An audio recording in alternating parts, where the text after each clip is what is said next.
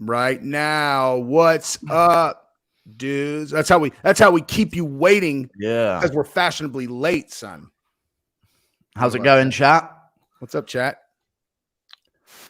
Yeah. So we're in a week of light content. We're about to drop some heavy analysis on some light topics or whatnot. So what have you been doing, Guru? Just kicking it? Old school? Just kicking it. The channel has been pretty dead recently because the UFC has been pretty dead recently. But, you know, we're getting some content where we can. Making stuff out of nothing. That's how it goes these days. Dude, making something out of nothing is, I mean, if you're entertaining on the, like, there's not really a topic that you could talk about that you couldn't make entertaining. You know, you and other talented people on the camera. And then there's other people where you could have them break a story that Conor McGregor killed a guy in a street fight and they have a video of it. And people be like, how is he making a Conor McGregor murder video so boring? You know what I mean? I've just been making up theories recently, like Hamzat Chimaev being banned from the US, all that type of stuff that's maybe been going on. Could he be injured? Could he be serving a secret USADA suspension? Why was Hamzat Chimaev out for 13 months, Jesse? Answer that question. I have absolutely no idea. I do. The Hamzat, I mean, that could be our first topic. We can talk about the Hamzat Chimaev and Kamaru Usman. First of all, I have no idea why he's been out so long, or was out for so long. And then now it's like, okay, so I don't understand. Like, so was why did the Costa fight fall out? First of all, is that a Costa situation? Is that a Hamzat situation? Is that, like, I always thought that fight was done, and then it just kind of like isn't. It seems like Costa wanted the fight earlier, but that's the weird thing about the Hamzat Chimaev situation. Paulo Costa wanted to fight in July, so they just sort of forced a fight in July because, according to them, Hamzat Chimaev can't fight until October. So it's a weird situation with Hamzat. I don't know why they're so hell-bent on that October date, 13 months after his last fight. It just seems like something's going on. Wait, the Kevin Holland fight was 13 months ago? It was September. Well, by the time he fights in October in Abu Dhabi. Oh, got it. Yeah, a 13-month gap. Yeah, that was in September of 2022. Yeah. The Holland fight. And I was thinking after that, like, when are we going to see him again this year? December? Yeah. But then we're still here waiting for announcement on his fight. It's crazy. And they're going back and forth. They're like, yeah, he's doing 85, 100%. And then now it's like, well, maybe they're doing Kamaru and Hamzat. I poked around yesterday a little bit and, like, no, at least as far as, like, no one, like, knows anything solid, you know, like, it's like that's getting floated around on Instagram and stuff, but there's no word that that's like an actual fight that's in motion. I mean, they're hinting at it, and it does make sense. Normally the fights that make sense probably are going to get made if there's any kind of rumor about them or anything like that. But yeah, I'm just confused as to why I've been waiting for so long for Hamzat Chimaev. It just seems like a weird situation. And now he's back at 170. If he beats Usman, sorry, Bilal Muhammad, you're going to have to sit out for another year. So, Bilal Muhammad. I know. If they make that fight, period, how does Bilal Muhammad end up with the next shot, regardless of the outcome? He doesn't, sadly enough. What a shame. What an absolute shame.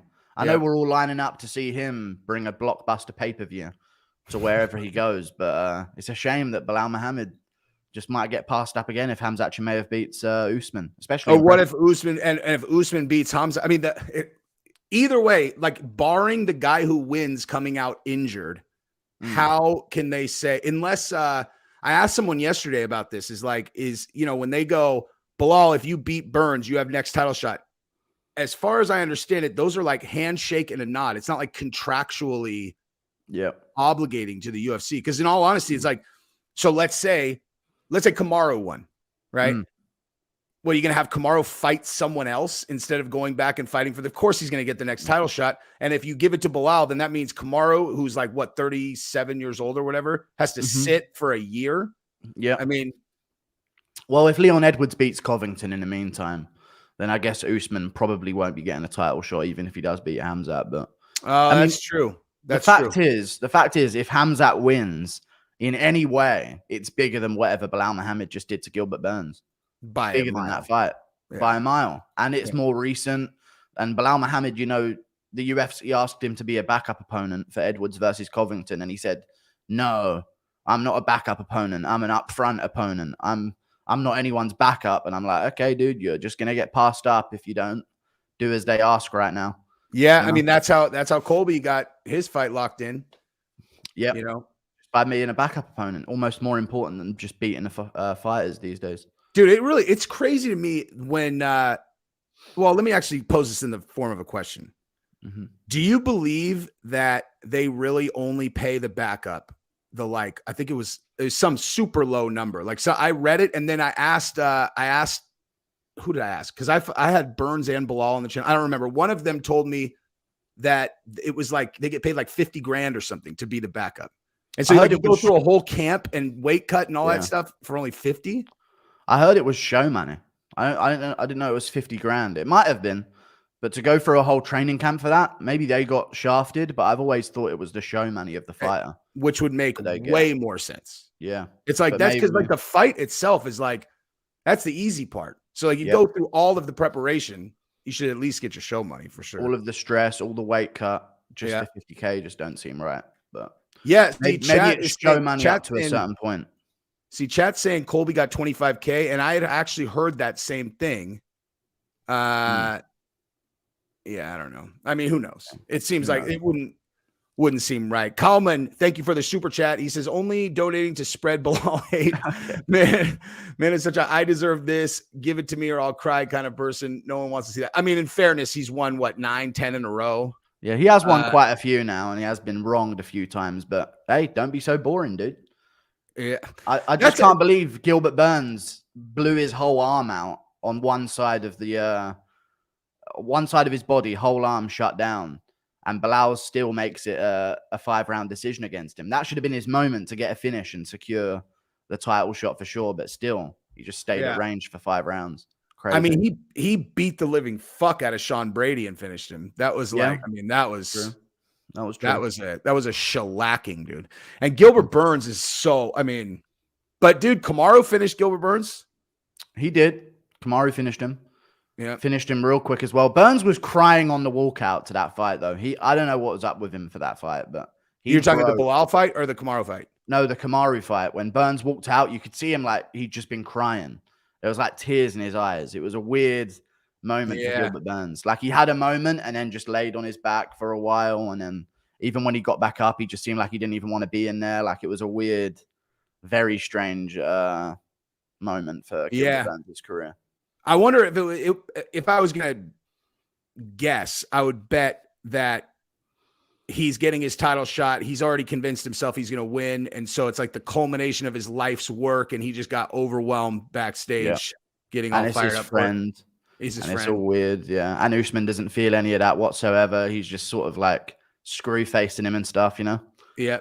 That was actually one of my, that was a great moment where like, cause Kamaru went out there just ice and then crushed him. And then afterwards, then you saw that moment where he looked over at Burns when Burns was so crushed. And then it was like that whole veneer of, I don't give a shit about my friend kind of came off. And then you watched him become a human, you know, and it was like, like, oh God, I just ruined this guy's dreams in front of him.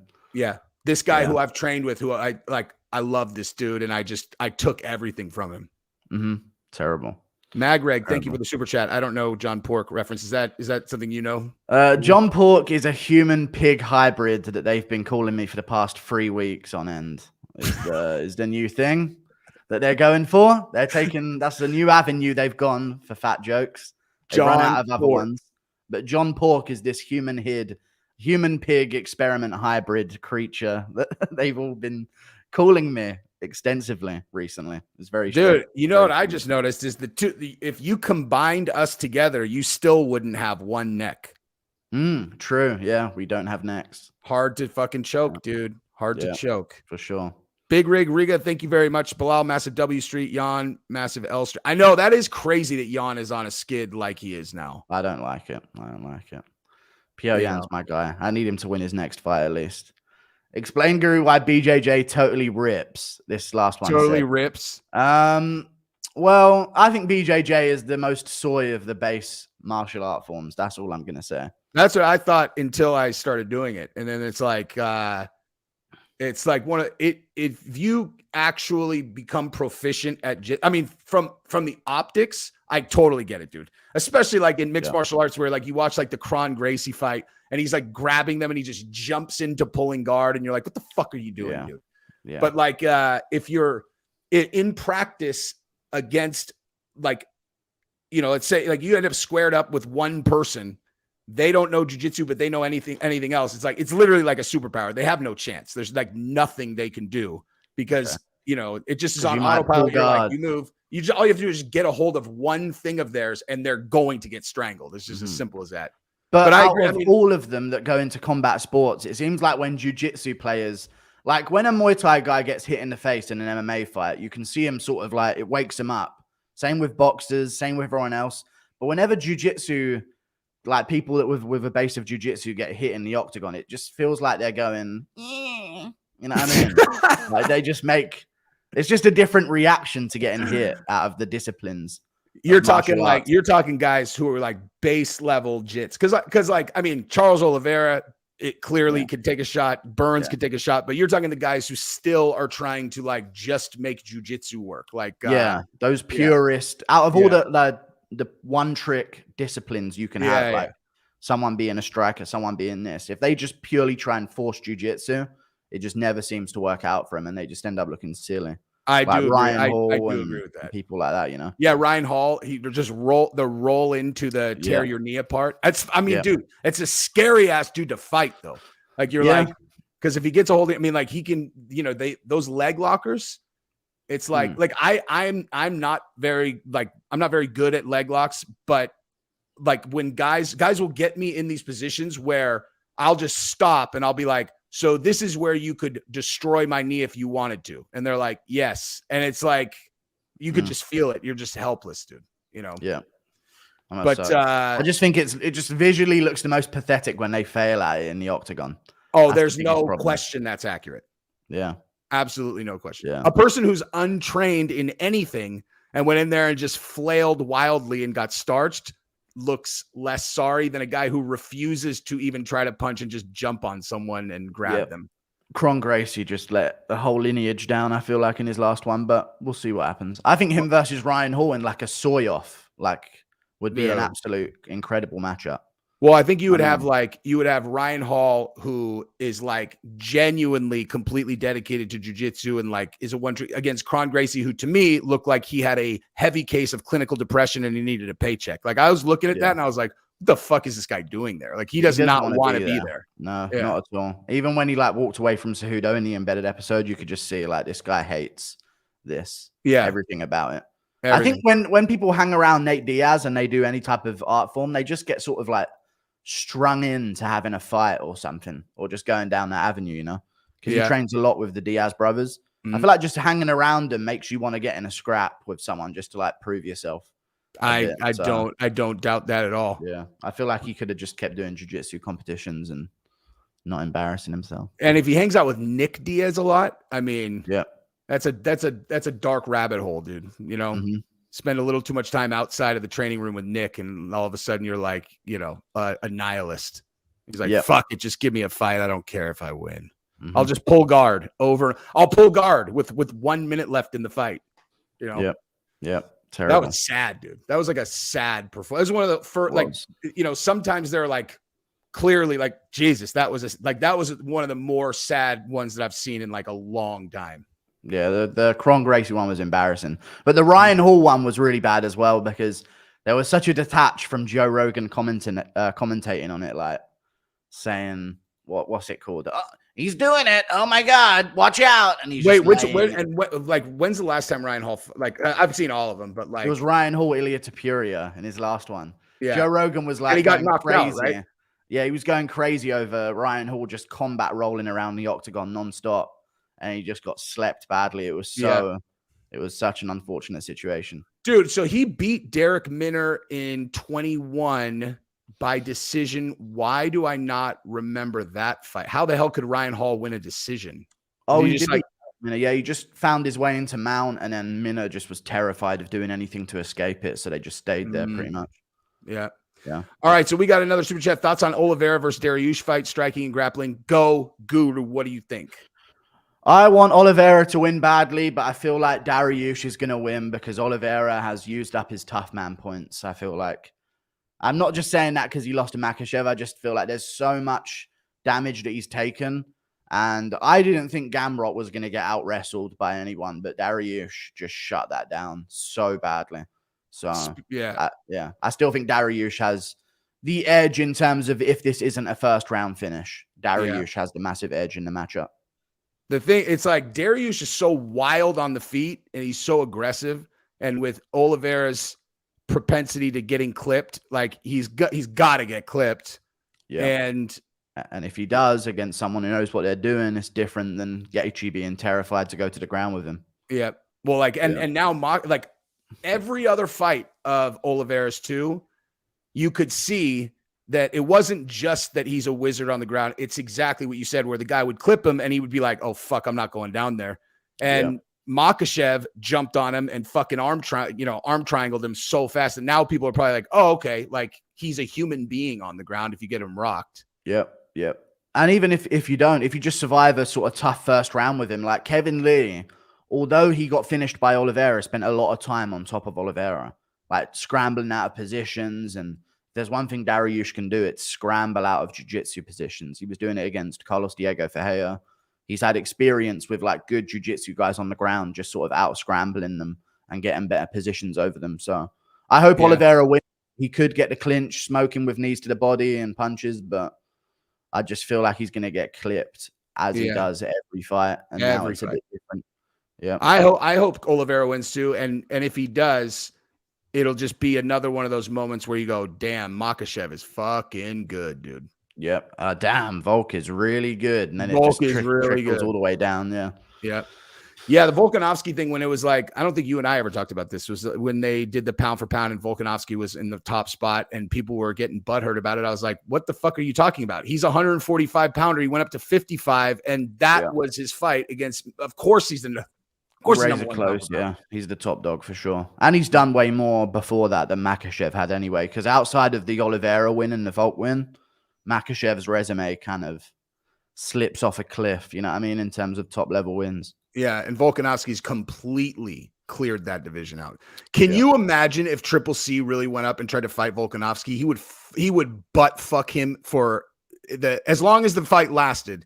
There is no, I mean, at least to me, watching that, I'm like, dude, that you do not want that fight, guy, at all. Cejudo doesn't want the fight. No, Cejudo does not want that fight. No, okay, good. I thought you were saying Volk is going to get smoked. Fuck no way.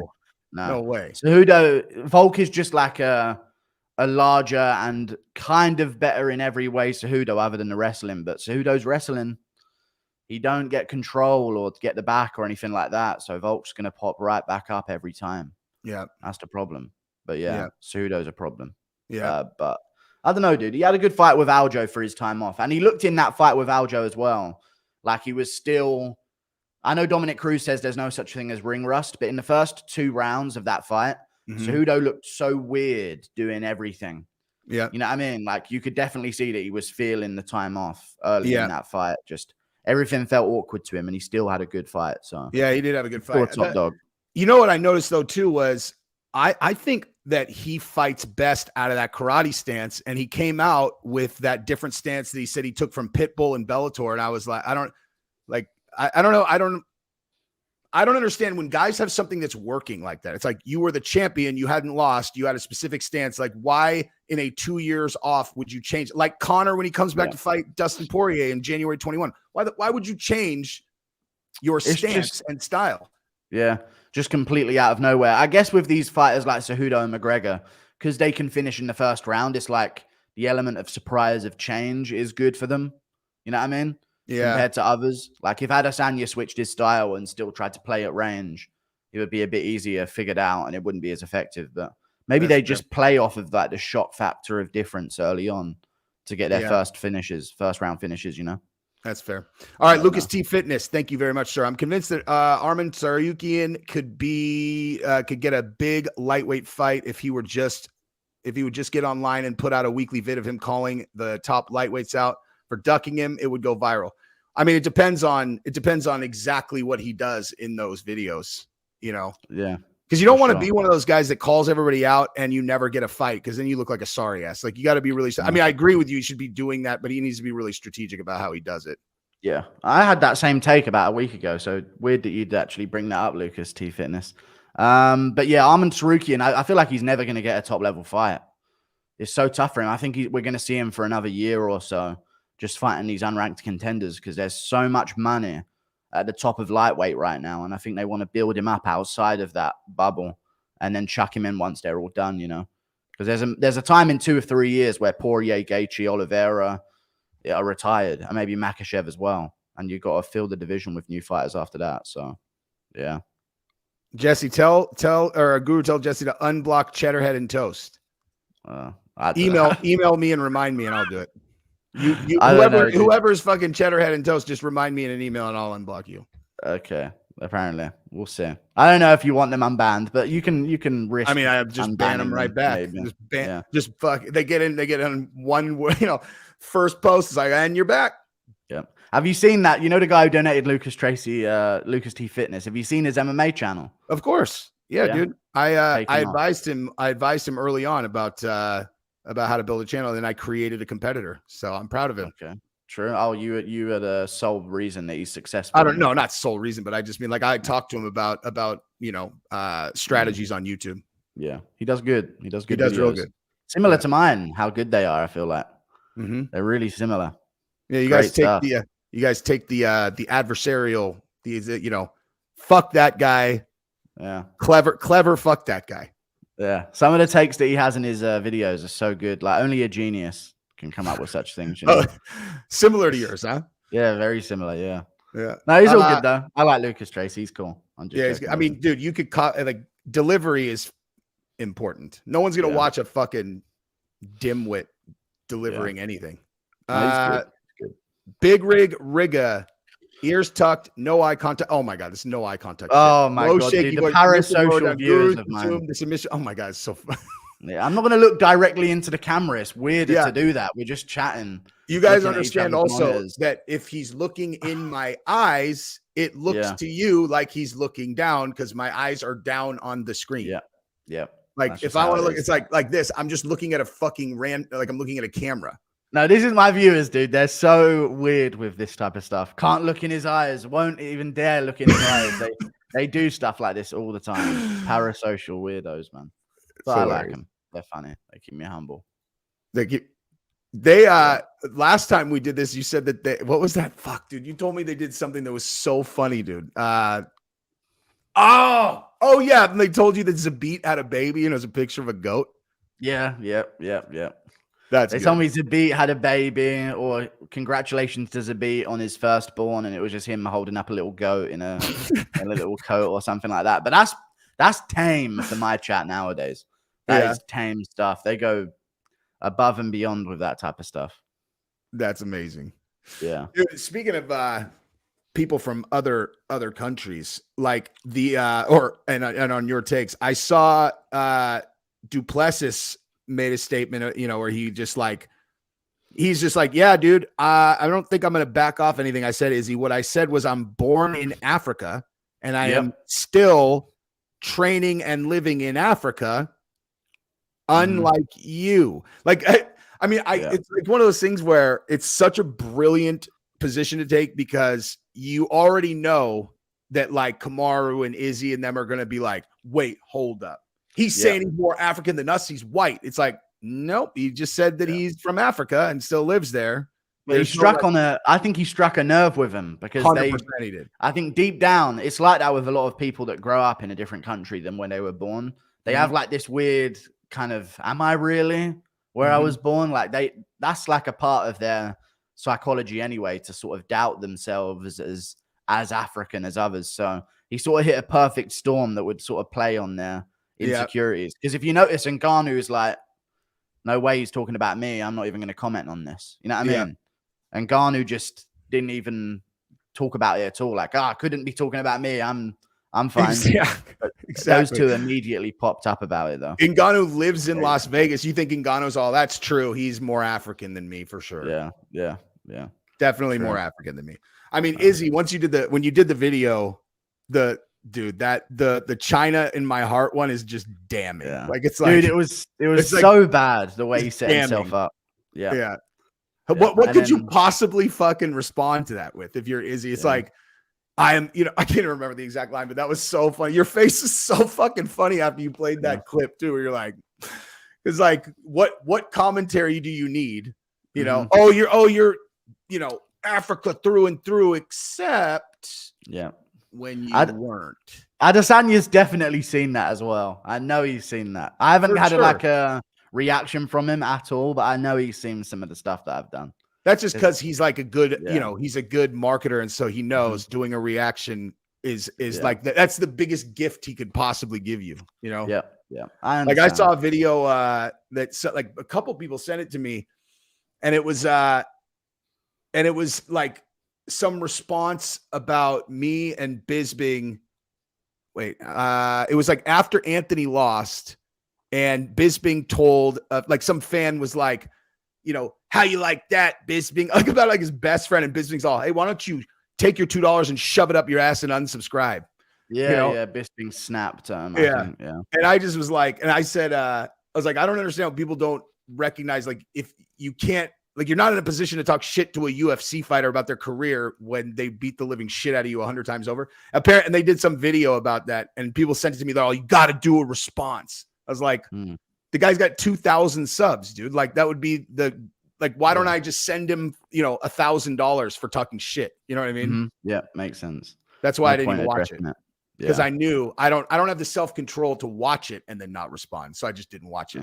Speaking of Bisping, do you know anything more about the Anthony Smith situation? Was it just a PTSD meltdown that he had against Johnny Walker when he said, I think like I did a video about it. Like, I don't know, but my speculation is that like he's in a situation, he's in a must-win situation. And I think that was like an emergency break glass, like mental thing where he's probably thought to himself, like, if I was fighting to protect my family, no one's going to be able to beat me in a fight. And so I think he was like telling himself, like, you're coming after my family. And so he's trying to put himself in a mental space where like he's fighting to protect his family in a do or die situation, Very strange situation. Saying it out loud. I mean, but I guarantee it. I guarantee that's what it was. Yeah. I don't know. It could be a bit of PTSD. You never know. Or I think he could just be sort of, in these MMA fighters, they try and create their movie moment. Yeah, that. You know what I mean? And they sort of like dramatize everything that they do. So maybe he just wanted to be like, this is the part where I say this line and then it all happens and everything turns around for me. Just that sort of delusional hope that they have. That you kind of need. Yeah. I would get, because I've actually even thought about that, like just even in like dumb shit, like a jiu-jitsu tournament where I'm like, okay, let me just in my mind pretend that this dude is trying to get through me to rape my wife and kill my kids. And then I'm just like, there's no one getting back. It's just like, put yourself in the mental space to where you're going to, in all honesty, that would probably actually make me gas out in 2 minutes, which is not ideal, but just enrage, give you an aneurysm, popped blood vessel, and you're just useless. Could happen. So, submit myself by breaking all the blood vessels in my eyeballs. I could see it. Yeah. So, do you think that Izzy is going to, like, if you had to guess right now what his next fight is now, and this is, you're going to actually have to probably play a little multi-layer predictions here. Cause like, do you think that Izzy ends up fighting the winner of Whitaker Duplessis? I mean, if Duplessis wins, that's probably a good setup, but if Poatan gets in striking range, or if Hill retains the title, I don't see like if Izzy wants to go win 2 belts, now's the time to go fight Hill, dude. You know what I mean? Yeah. Like if he wants to go get another belt, it seems like when they said that they were doing Whitaker and Duplessis, I was like, oh, they must be making Izzy and Hill. Yeah. Or Chimaev. Chimaev is also in the mix there potentially as an opponent. That's a scary matchup for Izzy. They know that. Adesanya knows that. They say his coach was coming out and saying like, we can't tarnish the title by giving it to Chimaev. He has to have wins at middleweight. They know it's a dangerous matchup for him. But in terms of who Izzy's next opponent is, I know he's wanting it to be Dricus Duplessis. He's desperately wanting it to be Dricus Duplessis. For sure. Yeah. Well, that's a 100%. great matchup for him too. It's a great one. I just think he wants it for just racial bragging rights. I think that's deep for him. He's taken it really deep. I don't know if you saw the cracker thing that he kept saying about Dricus du Plessis, but he's taken this one. So he wants that moment in Africa against Dricus du Plessis for sure. So yeah, I could definitely see him wanting that. I would love to see Izzy just really lean into that. Like in the build up, just make it all like, just don't even like dance around it. Just make it all about race. Be like, I'm going to bury this cracker next to all his racist brethren from history. Yeah. You know, and then Dricus just can't say a single thing back, or it's nothing. Imagine Dricus just accidentally mentions his credit score or something like that. I don't even know. You know what I mean? Could be a weird situation at a press conference. Adesanya just going in, calling him racial slurs nonstop, and then all of a sudden Dricus is being held back from bringing up crime rates. It'd be a weird press conference. Just like, he brings up one data point, and the takeaway, Izzy went race all in for fucking 35 minutes. Du Plessis brought up one actual statistic, and the headlines would be like, racist Du Plessis reveals his white supremacist tendencies. You're like, I mean, former Clans member Du Plessis mentions credit score at press conference. That'd be a fucking crazy build up. I'm expecting, like, whenever I see these deep fake videos now, I'm a sick fuck. So I immediately just start thinking of all of the possibilities of what you could do with deep fake technology. Like, I'm shocked that no one has like deep faked some fighter saying some super fucked up shit and then just dropping it on him. You know, look at what we found on Du Plessis. Yeah, you can always kind of tell though. Yeah, when that sort of stuff is deep fake, there's always a subtle tell to it. So if they get a little bit better at doing that, you know, a lot of things are going to be coming out. About people, 100%. Yeah, framed. Do they make it? And if they make it from 10 years old out of a real video, even if it's you, you're like, fuck, did I say that? Yeah, I don't think I would have said that. Yeah, got you second guessing yourself. I can see it. But for Adesanya, he wants Dricus du Plessis 100%. I think they're kind of screwing over Whittaker and Du Plessis with the whole immediately get back into a training camp situation after the July card. In fact, they messed up because they put like loads of Australians in the July card and Australia cards in September. So only the ones with like a first round finish are going to be fighting on that card. So he's messed up the winner of Whittaker du Plessis anyway, which is smart of him. But I think they're just seeing what's happening with Yuri Prohaska. And if nothing happens with him, they might just do Adesanya Jamal Hill because it's a big fight and Adesanya probably wins. So that'd be 2-weight champ for Adesanya right there. I mean, I mean, he'll look great against Teixeira, but I would heavily lean towards Yuri in that fight. Heavily against Hill. Against Hill, yeah. I wouldn't. You like Hill against Yuri? I think Hill catches him. I think he catches him after a bit of time off because Yuri always gets hurt. People just see him get hurt in a fight and they're like, oh, he got hurt in that fight. But you need to realize you're saying that after every Yuri fight is him getting clipped by something and wobbled. He got wobbled against Ozdemir badly. Then he got wobbled against, what's his name? Dominic Reyes badly and got knocked out with an up kick at one moment, but like came back too on top of Reyes. And then he got dropped a bunch by Glover as well. So I wonder who's going to be the guy to hurt him and then catch him and finish him off. That's Jamal Hill in my eyes. Yeah. You know what I mean? Just with a finishing instinct, the way he darts in on people when they're hurt. He did it to Jimmy Crute. He did it to a few fighters, Klidson Farias Diabrieu earlier on in his career. As soon as he sees there's a sign of a finish early on, he just sort of bolts on. Johnny Walker hurt him and then that follow-up punch. I don't know, dude. I feel like Jamal Hill could catch him. But I hope Yuri wins because him versus Adesanya is just a crazy comic book superhero type battle. So you know what I mean? Such a good build up for that. So fun. That fight. Yeah, I mean, like I feel like they should do that entire build up in anime. The whole thing should be anime build up. Yeah, really tap into that sort of pathetic subculture online, you know? I don't know anything of like I am very unconnected to the it doesn't even make any sense to me. Like people have told me about shows on Netflix. They're all this is sick anime. I try, I'm like, I don't get it. Like I just don't I don't get it. I don't get it either. I mean, I think it's honestly, if you want I've given my take on anime a few times.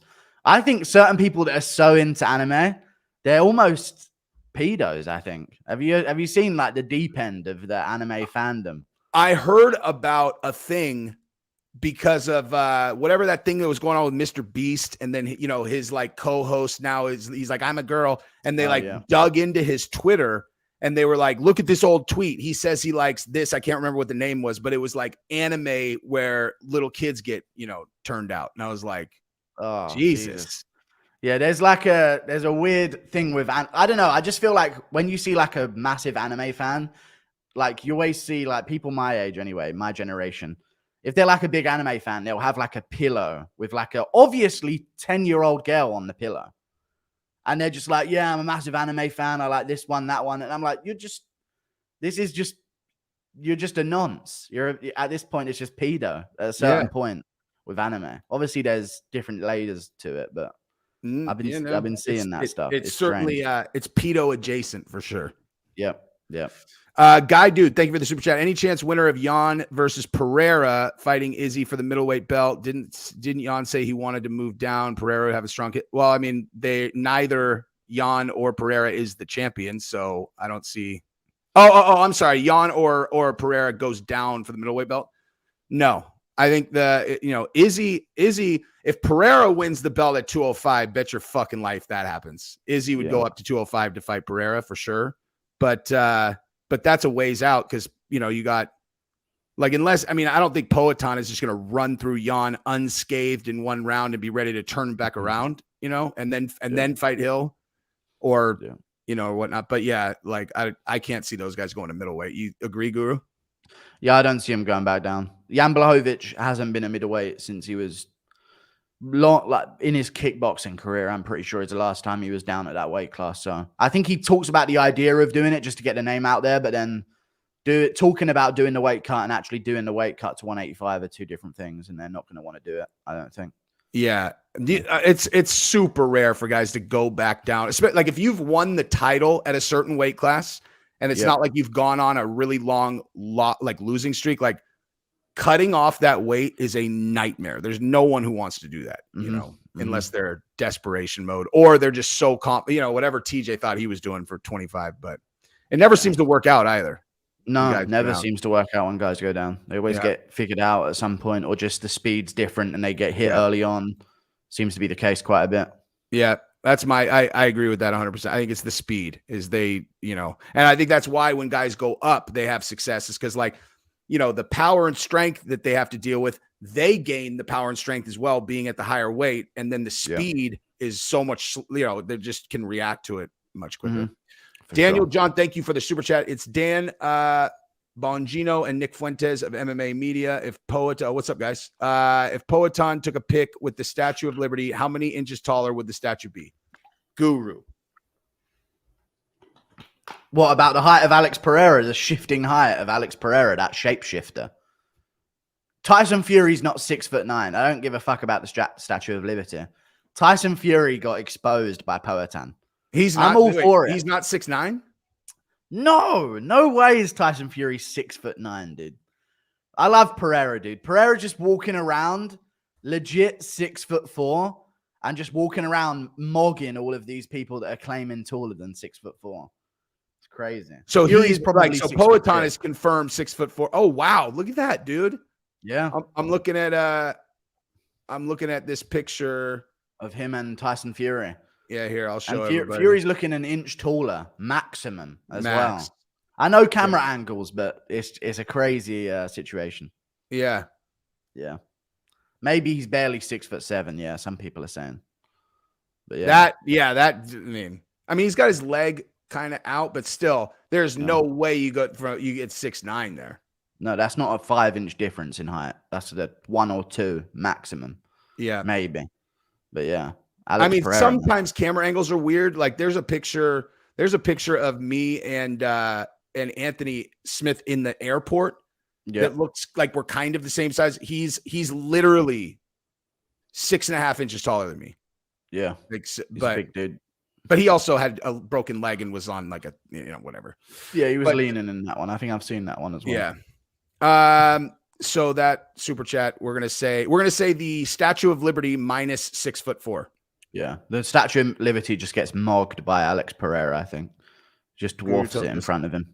Guru, tell Jesse he's doing great and he's handsome. We're just gonna exchange that. Guru, you're super, super, super handsome. So am I just gonna leave stream now? What the fuck was that? Tell Guru. Why did you fucking say that randomly? What?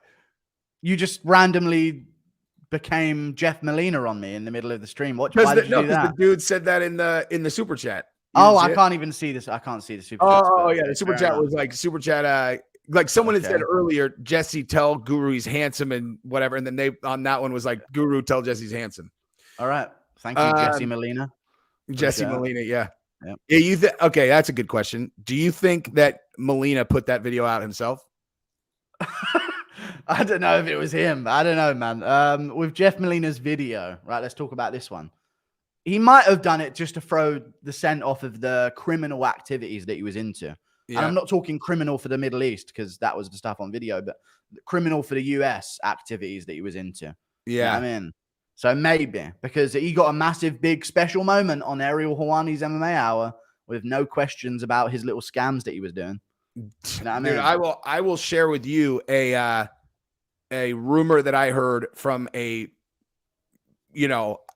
credible source about that situation that I heard like months ago. And it was so sensational that I was like, I can't run this because it's who knows. And then also in case the feds don't have it. But the story that I've heard very recently from a very connected MMA insider is that the feds and the commission have Molina calling Minner to offer him $500K to take a dive, and that Molina now has a lifetime ban from that.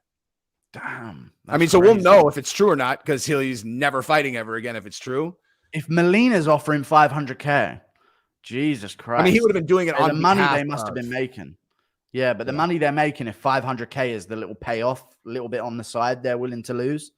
Must have been millions in the betting scandal that was going on. Yeah. Well, they had that partner. It was Krause, and then there were all these people underneath him that they were bankrolling sports. But that's what it was. It's like they were giving each person $40,000 to start their own sports book with.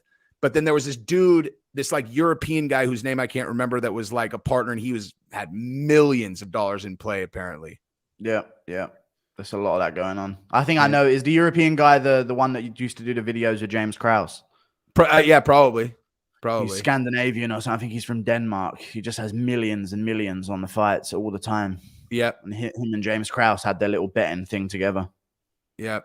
It's got to be that's got to be so tempting too. Like if you're in that situation and you're going to have millions of dollars in play, you got some guy who's like, man, I'm a little banged up. Should I pull out of the fight? And you just, your automatic criminal mind, you're all, how about you don't, dude? How about you don't pull out of the fight? Yeah. Yeah. True. There must have been a whole bunch more of that going on that we don't know about. Totally agree. Yeah. All right. So they said to tell Guru to stop hating on Ngannou. So go, Guru, respond. I'm not hating on Ngannou. I want him to do well, but I just feel like he made a mistake, man. I wanted to see Ngannou just sort of take the L on the extra money and freedom type thing and just get those massive legacy fights. Because I think Ngannou could have been greatest heavyweight of all time. And now he's fighting fat old men, and it's just a problem, man. I don't know. Yeah. I as a fan, 100% agree, of course. It's it's just like a pure fan. You look and you're like, all right, so Francis could have fought. It's like the worst time for this to happen too, because he has the Jones fight, the Pavlovich fight. He's got, a third Stipe fight. He's got Aspinall. He's also got the new dude that just, the lab strangled experiment. Yeah. Elton Almeida. Good God, man. There's so many great. There's never this much talent at heavyweight. Never. There's never this many contenders at heavyweight. And it's a tragedy. I don't know. I want him to succeed doing his move over to PFL, but I just can't cheer it. I love this. Because I'm we're never going to see the big fights. We're going to see him versus Chisora maybe at some point. You know what I mean? I hope he gets the big boxing match because that's the only payoff is that spectacle with a massive name in boxing like Joshua or Wilder or Fury. Yeah. But outside of that, it's just, there's nothing fun for him outside of Verdum maybe. And that's just sad. But for in terms of Francis as a sole entity and his team, they got the best deal by a mile. They got $20 million guaranteed with very little. And then also, no, they didn't get 20 mil at PFL. They did. How did they get 20 mil? They said just shy of 8 figures, right? So that's single digit millions for 2 fights guaranteed, and then a signing bonus. Oh, so the fights collectively, it's like it's 8 million a fight, 8 million a fight for signing bonus. Okay, and then the money that he gets from the side stuff. So it's a good deal, but it's just there's nothing fun from that deal. You know, I mean, I'm not interested in any of those matchups, but I will find out what happens on YouTube the day after, probably. Yeah. And then, I mean, the other thing too is like, I had been thinking, when I first read the part about, or heard him say the part about like the 2 million guarantee for his opponent, like my head, I was like, in my mind initially, I was like, well, that's nice and charitable, but like, you know, how, whatever. I didn't really realize how that was going to manifest until very recently with a story I would love to talk about here, but it's a breaking story. I'm going to put a video up about it now, but as it relates to this, like the Stipe situation, where now you got guys that are like, oh, well, if I leave my UFC contract, there's a $2 million guaranteed fight right over there. And anyone who has a big name knows there's no one else in the conversation. So if they can get out of their contract, they can go get that 2 mil. And but so they got to get out of it soon though, because it's 2 fights. That's all they got so far. Because PFL, great deal to try and entice other fighters to take the fight with Ngannou and be a bit more incentivized to do it. But PFL is just burning money at a rapid rate, nonstop. I swear to God, I was speaking about this yesterday. I don't even think the aim of these other MMA organizations is almost to take over the UFC. I think they're just trying to be such a nuisance that they get bought out, I reckon. That is very, very probable. Yeah, just such a nuisance to the UFC, starting all this drama and heat, and then they get strike forced and they just get bought out for more than they burn in money. I mean, because if you look at it, especially on the Bellator side, I had heard about this earlier. Well, I'd heard about it from Chael, and then Chael just like publicly talked about it. Was about how the Bellator meeting with Francis came, laid out the money he wanted, and they literally were like, "Look, dude, I'm just gonna be straight with you. No one can pay you that except the UFC. You should go mend that fence." Like they literally told him to go back to the UFC because you need a pay-per-view model in order to, do those numbers. And so if you just take that into account, and you know that Bellator does pay guys like big name guys more than the UFC in many cases.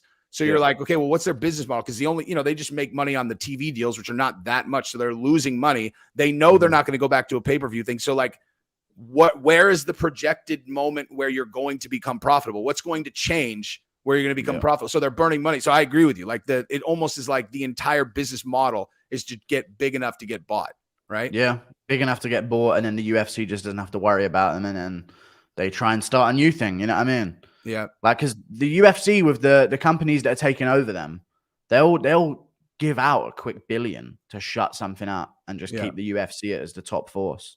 You know what I mean? But PFL, as long as they don't legalize elbows, I don't ever see them being a major MMA organization. Don't see it. Soccer kicks. Someone said that in the chat the other day, and I was like, "That's brilliant." If they made the rule set different, that's the only way that I could see this working. They make the rule set different, and they allow soccer kicks, knees to the head of a grounded opponent. That changes the game. Yeah. I think they would be the ONE FC of the US if they did that. They would take over. Give me a reason to watch. What do you think about BKFC after coming off of because they did really well at that last event. They actually they made money, and it was that was a good event. Now, I mean, Mike Perry's an unrestricted free agent, so they're going to either have to pay him or lose him. But do you think that they could actually turn into like a profitable organization, or you think that was a one-off? I think they could if they just keep that one big name. I feel like too many big names bought by them could ruin it for them, money out, money in wise. Like Ben Rothwell, they're probably paying him a couple $100,000. Yeah. But he don't bring in a couple $100,000. You know what I mean? So I think they've got to get to the point where they have the one big name at the top of the bill, and then they just build up the rest of their homegrown talent underneath it, rather than snatching up all the UFC guys. But I like it at the moment, and Mike Perry doing his thing, you know what I mean? Good to see a black man on top doing his thing for BLM. Putting it on his back. Speaking of African champions, killing it, dude. Killing it. Yeah, Mike Perry, definitely. Yeah. Dude, listen to this. So I learned this week. So, Rothwell's going to fight for the heavyweight title next. Who's the heavyweight champion at BKFC? Fucking. It's Alan Belcher. So remember Alan Belcher from Tattoo, Johnny Cash tattoo exactly. back in the day. Yeah. So he was he was 185 in the UFC. He was always like a top 6-7 guy. He lost a decision to Okami, then he lost to Bisping, and then he bounced. He took years off, then he came back to BKFC. Dude, he has won 9 in a row with 8 straight knockouts. Yeah. And I just learned that this week, and I was like, Jesus, that's like, so if he comes out and he starches Rothwell with some eyeballs on him, it's like, dude, he was a legit UFC fighter. He's got 9 straight knockouts, between BKFC and boxing. I think it's 4 straight knockouts in BKFC. Yeah. He could have that's another one that could be a big name, and he looks diesel as fuck. Yeah. Yeah. These are definitely on the sauce, back on the sauce for sure. BKFC though, if they want to make a massive move, the UK is the move to make. Because I tell you, gypsies will sign up, dude. Yeah, definitely. Because gypsy's all about one-upping each other. So if there's one of the gypsy kids that's like worse at boxing than the others, they'll just switch to bare knuckle just to outman the boxers that are slightly better than them. You know what I mean? Like they'll get a lot of transfer in the gypsy community into bare knuckle soon as well. Yeah, definitely. I could see a lot of them getting into it. Yeah. I was like, I don't know. Maybe get some Amish BKFC as well in the US. You never know. It could work. Yeah. Yeah. I mean, like, it's just crazy how a guy like Mike Perry transfers so well, because like when you think about how he lost in MMA, but like, well, which fights favored him? It's like, well, he got to stand and bang. And it's like, all right, well, here, now he gets to stand and bang all the time. And he's beating like legit guys. Yeah, he's like a head first fighter, which is good for BKFC because you catch all those shots on your forehead, Yeah. Break up the hands nice and early. You see Rockhold, as soon as he like threw a couple shots, he just didn't want to throw punches anymore against Perry. Yeah. And as soon as he took 1 or 2 clean, he just immediately gave in, which was crazy to me because you knew what you signed up for and you just dipped out of there in round 2. Yeah. Craziness. Yeah, so the way I learned about Alan Belcher is because I talked to him this week, and the question I asked him is, I was like, so my thought's always been that like, why not just do boxing with the MMA gloves? I'm like, how different is it really? Like, is it a really big, and he's like, I understand why it would look like it's not. He's like, but in practice, he's like, the bare knuckle, it's very different. He said that like jabs just fucking light you up. And he said the biggest thing is the rabbit punches that are nothing with a glove on. He's like, with the bare knuckle, shit fucking hurts. Yeah. Scratching you up, stinging your skin. Must be terrible. Yeah. Lil Gloom says you're carrying also your shirt. I think he's talking to you. He said your shirt matches your eyes. What did he say? He said, Guru, you're carrying the whole video on your own. Also, nice shirt. It matches your eyes. Okay. What? Wait, my shirt matches my eyes. This isn't even green, or what color is it? I thought he meant yours because yours are. You're doubling up on the meant mine, but I don't have green eyes either. Maybe. I don't know. Monaco Remodeling says, hey, Guru, impression of JOF accusing us of stealing from his candy jar, not subbing. Y'all are real MMA media. Love from the ATL. Impression of Jesse on fire accusing us of stealing from his candy bar by not subbing. Is that a channel meme that you have? Yeah, because I'm like, it's like, I'm like, the thing where like, it's like, here, take, I don't know if you have that in the UK, but out here, it's like the candy, it's just a jar and it's like donate to charity. If you take a candy, put the quarter in. And it's like only fucking sleaze bag just takes the candy. It doesn't put the quarter in, Okay. I don't know. I can do a little impression. Every impression I do of you involves you doing your little videos with Gabrielle in the background. When you record it on your phone and you're just there. Yeah. Dude, I haven't done one of those in a while. I should fucking do one today. She's exhausted. Hey, Gabrielle. Yeah. Straight away. Immediately. Yeah. And then you can see the despair on her face that she has to be another part of it again. Because she's on her phone, like doing whatever. And I'm like, you know what is really important is look at Sydney Sweeney's ass in this video. Look at Gabrielle. Oh, look at it. There you go. That's an interesting take. Yeah. Sydney Sweeney. The arse of her is not the focus. No, it's not. Fair enough. I could focus on whatever part she wants. So, you know what else just happened? Oh, the Tyson Fury thing that we alluded to before the stream. So let me pose a question to you, and you give me your thoughts. So actually, you know what? What do you think is happening right now with the Tyson Fury and Dana White thing? You think anything is real, or they're just bullshitting in the media, or what do you think is going on?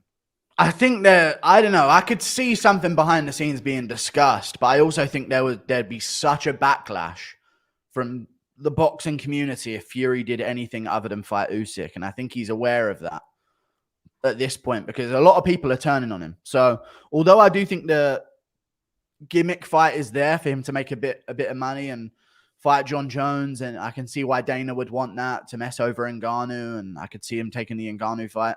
I just feel like he would be under such pressure from the boxing community. You know what I mean? Such pressure. But if he took a gimmick fight right now. He was like, it was supposed to be Usyk, and then all of a sudden he announced that he's fighting Ruiz, and then that fell out, and like, I don't know. I can't tell what's going on. I just figured it was like a drop negotiation. The only really interesting thought that I mean, obviously I know exactly why Dana would want to do the Fury and Jones fight, to snake it out from under Francis. The only way that this Francis thing ends up being any kind of threat to the UFC is if he successfully puts on some enormous blockbuster fight and gives, other champions in the UFC the confidence, like, oh, I could make this happen for myself outside the UFC. If the UFC successfully just stifles, even if Francis makes a bunch of money, but he ends up fighting like nobodies, there's no like UFC people aren't going to be eyeballing free agency. But if they snaked his Tyson Fury fight, that's a big time power move. The only thing that I was thinking when I saw this headline where Tyson Fury answers Dana White, I don't roll on the floor, I stand up and punch, is if what they're leading towards is doing exactly what Tyson Fury and Francis were about to do, which is box and MMA gloves. Like if it's like this step-by-step thing that they're going to get to a gimmick fight where they actually box, but they do it in MMA gloves. Yeah, I could see them going down that avenue. And even with the announcements that they made of the fights with Poirier, Gaethje and stuff like that, like they're doing everything they can to just shut Ngannou up right now. Yeah. And it's kind of for the best. I hate this because I get called UFC shill and stuff, but I hate this because this is better for fans if Ngannou's success kind of doesn't work. Because the last thing we want is loads of different fighters just dipping out the UFC and we never get to see the matchups that we want to see. Like it's great for fighters, but it's just not the best for fans to have. I completely agree with that. If I wasn't so like socially connected to that team, I would say exactly the same thing. It's like, I would say literally because exactly your point. You want everybody under one roof. We want everyone to be fighting each other. The only real people who I believe will benefit immensely from PFL making this run is because all these big guys are locked under contracts. I think the people that'll benefit is if PFL has a long view, right? They're going to have to build their own talent, which means they're going to have to bid on really hot up and coming talent. So like when Paddy Pimblett came into the UFC, got paid 20 and 20. Like imagine if PFL is there bidding with UFC, he probably gets $150. It's like they're doing that with Cedric Doumbé. They just got him, right? Cedric Doumbé, the world champion kickboxer, was supposed to fight at UFC Paris. PFL paid him a lot of money to fight for them instead. So now they've got him. They got this little ginger kid, Lewis McGrillen. I was really hyped up about him being in the UFC. Boom. Oh, I don't know where's he from? He's from Manchester. He's like a little nutcase. I love Lewis McGrillen, dude. He's got wicked one punch. Every single fight he's had is a brutal one punch knockout, and he's a flyweight, and he's a ginger kid. I'll get caught up on all his stuff after this. Yeah, he's a nutcase. Yeah, he's got this weird thing. I don't know. He's a weird character though. What weight class? Well, he's a bantamweight, but he's been at flyweight. But he goes back and forth, I think. But yeah, he's a nutty guy. He's on this whole. He's good on social media because he does the whole. He's got this whole Sigma vibe going on, an American Psycho thing, and all this. He's obsessed with all that stuff. But I think he could have been a star, but PFL just snatched him. You know what I mean?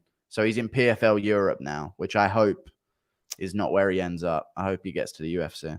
See, that's one of those things. If I'm his manager and I'm actually like advising him in his best interest, I would be like, okay, look. So yeah, right now you're going to get more money, but in the UFC, you have the opportunity, if you're successful, to get a lot of money. You're gonna have to take a hit early in PFL. It's a big gamble, like, because you're basically having to gamble on the entire organization being successful versus just you being successful in the UFC. Yep. True. And there's so much more that comes with being in the UFC that these fighters don't realize, man. You never hear of a prospect in another organization, but as soon as someone makes their debut and they're the right type of promotable fighter, they just skyrocket in popularity immediately.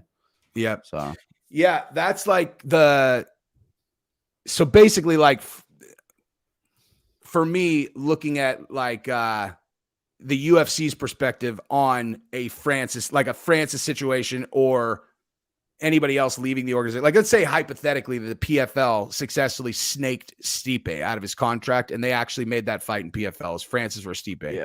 If I'm the UFC, I think I have a pretty valid reason to be like, fuck these guys. No one knows who these guys are if it's not because of all of the stuff that we've done. They literally would have zero profile if it wasn't for us, you know? Built them up and then they just get snatched away for the big bucks. That'd be tough for the UFC, which is why I want the UFC in control, man, because it gives us those fun fights. But PFL, we'll see. Yeah, I mean, again, the only way that it's going to be successful is if they have an extraordinarily like long view and they're planning on losing money for a very long time, in order to like eventually get successful. Yeah. True. Did you see Poirier predicted Chandler and McGregor? Well, who did he say wins? McGregor, probably. Yeah, he said McGregor gets it done, and he said if McGregor is focused, comes out sharp, even though he's been out for however many years, he said he thinks he knocks out Chandler inside 2. I don't know. Chandler's dumb, but I think for once he might be smart in this matchup and get a takedown. I just remember him in the first round against Oliveira. People seem to forget that he just got the takedown and beat him up. You know what I mean? Or not got the takedown, but he sort of hurt him, but then stayed on top and just beat him up. I think if he ends up on top of McGregor, we could see McGregor just lose a bit of that hope immediately in the first round. But I don't know, dude. Knowing the UFC, I could see McGregor pulling it off for the good of the company, to be honest with you. Who knows? The financial impact on if Conor did win would be astronomical. It's too bad. I mean, like, obviously, if Chandler wins, that's huge for Chandler, obviously. But Conor coming off of the losses, it's not as big as it would have been previously. But if Conor wins, it's like, dude. You know why they've done BMF for Poirier Gaethje as well? Because that would just bait McGregor down to 55. The chance to win a BMF title. Yeah. If Dariush beats Oliveira, which is favored to happen, I think, but even though Oliveira has a good chance, it's favored to happen. He'll get a title shot versus Makhachev. And then the one way to bait McGregor down to 155 is to have Poirier or Gaethje waving around the BMF title, ready to have a fight with him before a title fight at lightweight. So, again, sorry, Arman Sarukian, but you're going to have to wait another year or two. Yeah. If McGregor beats Chandler, who's number 5 at lightweight, I think, if they do that fight at lightweight, the next fight is him versus either Poirier Gaethje winner for the BMF title, or if Oliveira wins, the Poirier Gaethje winner fights Makhachev, and then you do Oliveira McGregor, which is another massive matchup. Yeah, dude. And they and the other thing that I heard someone say in another video that actually lined up is this guy said that he's pretty sure that in the ESPN contract that because like UFC puts together the fights, they basically like package them and give them to ESPN and they run the pay-per-view. And they were saying that in the contract, there has to be a championship belt on the line in the main event unless ESPN gives an exemption.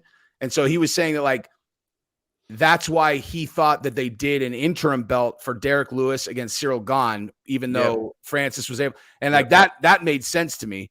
But and then also the BMF thing, it might be that. It might be because it's weirdly coincidental that the only 2 times they've had the BMF belt is when they didn't have a title fight on the card ready. Yeah, 244 and now 290, whatever it is, 291, I think it is. Yeah, or 290, I think. The 2 times they haven't had a champion ready for a card. Oh, wow, BMF belts all of a sudden back conveniently to save the day. Yeah. So there definitely might be some truth to that contract thing. Yeah. They've got the right 2 guys for 55 for that. I mean, dude, it makes sense. I always tell everybody, I'm like, if you have not seen the first Gaethje and fucking Poirier fight, go watch it. Even if you know who wins, if you haven't seen the actual fight, go fucking watch that fight. It's bananas. Yeah, they came out of that fight with fucking extra chromosomes after going in. Like, they really did sock it out of each other massively. Great fight. Great fight. I got Gaethje in the rematch as well. You like Gaethje in the rematch? Salt Lake City. Gaethje trains at Team Elevation. Poirier said he's going out there a week or two before. I don't know. 5-rounder. Got to take Gaethje at Elevation for sure. Yeah, that's fair. And I mean, the first fight was just so crazy because it's like everybody knows what Gaethje can do to a guy's front leg. And then but it was like I don't think he's ever pulverized a person's leg worse than he pulverized Poirier. Poirier couldn't even walk. And it was just like, going into that last round, you're like, there's a fucking 0% chance that Poirier wins this fight now. And he somehow, even dragging his leg, like pulled it off. Yeah. But there's just that with Gaethje, the problem is there's that certain level of toughness where they're not going to break. So he had to change up he had the whole mentality of breaking everyone. I'm going to break this guy, break that guy. But then all of a sudden there's an Alvarez and a Poirier that don't break. And it's kind of like, I don't know. It's just like there's a level of like damage that they take where like they can sort of tell themselves it's not going to get worse than this. Yeah. You know what I mean? So you're not going to break them beyond that point.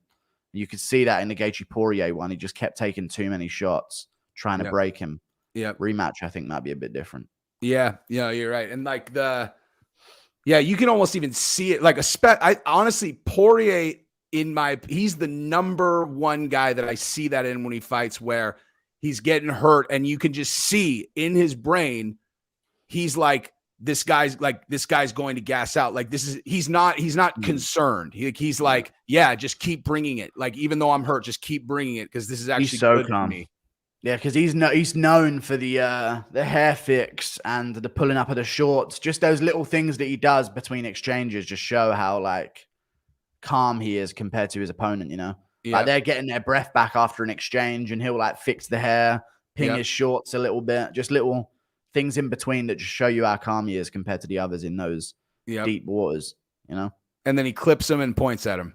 Yeah, true. And it starts getting in their head. Then the swarm stops coming. So I like Poirier, man. That's great there's nothing in the world that feels worse than being truly gassed and having somebody on you. It's like, it's just the worst feeling in the world. Yeah. You're just like, because you just know, you're like, there is no scenario where I win. Like in jits, it's like, usually it comes in the form of someone like on your back and they've got you like in a half Nelson and you're sitting there and you're just in your mind wishing they would submit you so you could get them the fuck off of you, and they know, so they won't. And you're just like, oh my God. It's fucking awful, dude. Terrible. Awful. Can imagine. Yeah. So what else we got, dude? What do you got videos coming out on? What else is going on? Well, I don't want to say because Lucas Tracy might be in here waiting with his notepad. I don't know. No. I'm joking. I don't know what I'm going to do. Tier lists is my plan. People like tier list videos.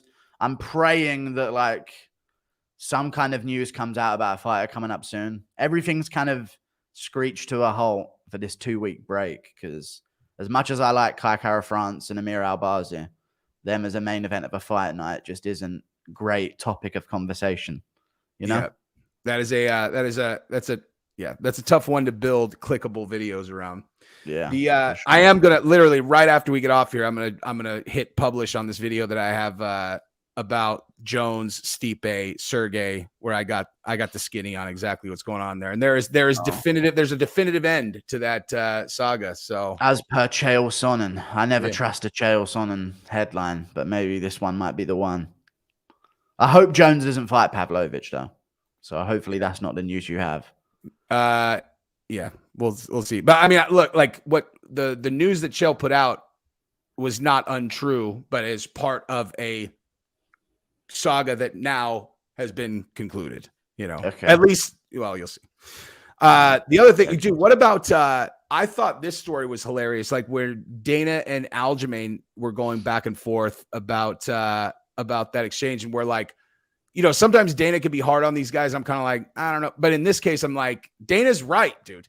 You know, Aljamain comes out and makes a statement to some guy about, they're like, oh, you know, whatever with the O'Malley thing. And he's like, yeah, you know, as long as my body holds up. And so all of a sudden, everybody starts talking, oh, wait, is this fight even on? And they're asking Dana, and Dana's like, this guy can't get out of his own way. It's like, exactly, dude, the fight's booked. Okay. Like it's booked. You should just be talking. Like, why would you throw doubt on whether or not it's going to happen? It's the Aljo problem. I mentioned this the other day. He's got there's certain times where the excuses don't need to be heard unless you're out of the fight. You know what I mean? Like, until the day where he's like, I definitely can't take this fight, he shouldn't even be like saying stuff before that moment that's somewhat negative about the fight. Like, you know what I mean? He should almost like take the example of, yeah, I'm ready, I'm going to be there, show how sort of tough and alpha he is for the quick turnaround. And then only if you're definitely out do you even bring up the idea of being out of the fight, because otherwise conversations get going. And you heard Dana say how quickly Cejudo called him up to say, I'll fight for an interim belt. And yeah, Aljo just kind of messed up there. But to be fair, he made some headlines, and that's not something he normally does. So that's fair. Good for him. That's even fair. if it is in a bad way, he made some headlines. Yeah. He's got that same thing. Him and Bilal have that same thing where it's like, you just kind of look, you're like, all right, I can't connect why Aljo doesn't draw. You know, he's a good fighter. He speaks well. You know, he wears gold chains. Like, you would think that he should be a draw. It's just like, he got booed in his hometown. Yeah. It's just, no one's ever going to forget him getting kneed in the face to win a title. It's so unlucky for him, because no one forgets that. That's how he won his belt. And then the rematch, Yan didn't have his corner. Dillashaw had one arm. Like, no, there's always something to discredit him. But he's getting fans. I think Aljo's picking up fans slowly. If he beats O'Malley impressively, he'll definitely have some fans. But yeah, some fighters just don't have that thing that makes them interesting, man. Yeah. You know what do you think about that fight, O'Malley and Aljo? I'm gonna have to pick against O'Malley again. So maybe that'll start some more beef. I don't know. I just think it's such a tough matchup for O'Malley, man. Yeah, such a tough matchup, and I think Aljo is gonna backpack him. I reckon. Me too. Because it's such a long frame for him to get on as well. Yeah, I can see O'Malley turning his back as he gets up, and then Aljo jumping on it. Like, he just out grappled Cejudo in certain moments. So and Cejudo is a gold medal, tiny little ball. You know, like you grab it, like that's a hard thing to wrangle. And you know, Aljo managed in certain rounds. Exactly, and O'Malley is built to be grabbed a hold of, and also when Aljo fought Sandhagen, similar body type, he just strangled him instantly. Yeah, and you could see Sandhagen early just backing up the whole time, like, oh god, he's putting real pressure on me here. You know what I mean? Like, he doesn't give those rangy strikers space to do what they want to do. Yeah, he'll only play that against a shorter, more compact counter wrestler. He'll only play the range game then. But yeah, I don't like that for O'Malley, and I think O'Malley knows that that's a bad matchup as well, because you could see it in his interviews afterwards. Although he thinks he's winning, and obviously he's gonna have in his mind that he wins that fight, you could see the like devastation that, fuck, I probably could have beaten Cejudo quite easily, and now Aljo's still the champ somehow. Yeah, it's just such a bad matchup for him. It's the worst possible stylistic matchup for O'Malley, because to your point on the feet, Aljo is not. He has good reach, and simultaneously is such a tremendous threat in terms of if he gets a hold of you. It's like. And so I've actually talked to people who have done a fair amount of training with O'Malley, and they're like, dude, his jiu-jitsu is really good, but that's just like, it just doesn't matter against Aljo. I don't like he's not going to be able to like pull any of these like fancy triangles. Like, that's just not going to apply, dude. It's like some people that their jiu-jitsu is good, not because they're so honed and skilled in it, but because they have the build for the things that they do in the jiu-jitsu that they do. You know what I'm saying? Like, O'Malley has the build to latch up an armbar or a triangle off bottom. Yeah. But he doesn't have the build to offensively just smush someone on top position and work and force him into an arm triangle. So although his build is good for his method of using jiu-jitsu, which is probably going to be off of his back, like Adesanya. Yeah. I don't know. It's different level when Aljo's properly got that decade-long experience of doing it. You know what I mean? Yeah. Yeah, and honestly, and the antidote to that type of jiu-jitsu, the fancy jiu-jitsu, is smash. Yeah, no space in the scrambles. Yeah, just shoulder pressure non-stop. Don't let them breathe. Yeah, crush their legs together so they can't. I mean, it's just it's just the worst possible matchup ever for O'Malley. Yeah, he's really honestly going to. And Huzefa, thank you very much, sir, for the super chat. Best duo in MMA. I agree, dude. Thank you, sir. Threat to democracy. Thank you very much. Jesse so high on Kratom, he completely ignored my donation. Kratom. Yeah, these dictators don't care about what us peasants have to say or our shillings we pay. True. I mean, Kratom. Why? What's Kratom? Are you on Kratom? Are you on Adderall, Jesse? Just want to ask a question. Not today. Not today. No, also, it's a regular. I took it, when I was in Punta Cana, I was on Adderall for show. What's that? Where were you? Punta Cana. I was on vacation like last weekend. Gabrielle taking Adderall and drinking at the pool and partying, but no, not during the week. No. Okay. I have to, like, if I'm gonna like go out, I've always been a person where, like, if I just go out like a normal person, I have 3 drinks, I'll fucking fall asleep on a couch at like 9. Okay. Yeah. Story of my life, dude. Just puts you to sleep immediately. Put me straight to bed like a little. It's like a milk to a baby. It's like, yeah. I just asked the Adderall thing because I know loads. It's not a thing in the UK at all, but I know loads of Americans are on that shit. I always want to try it.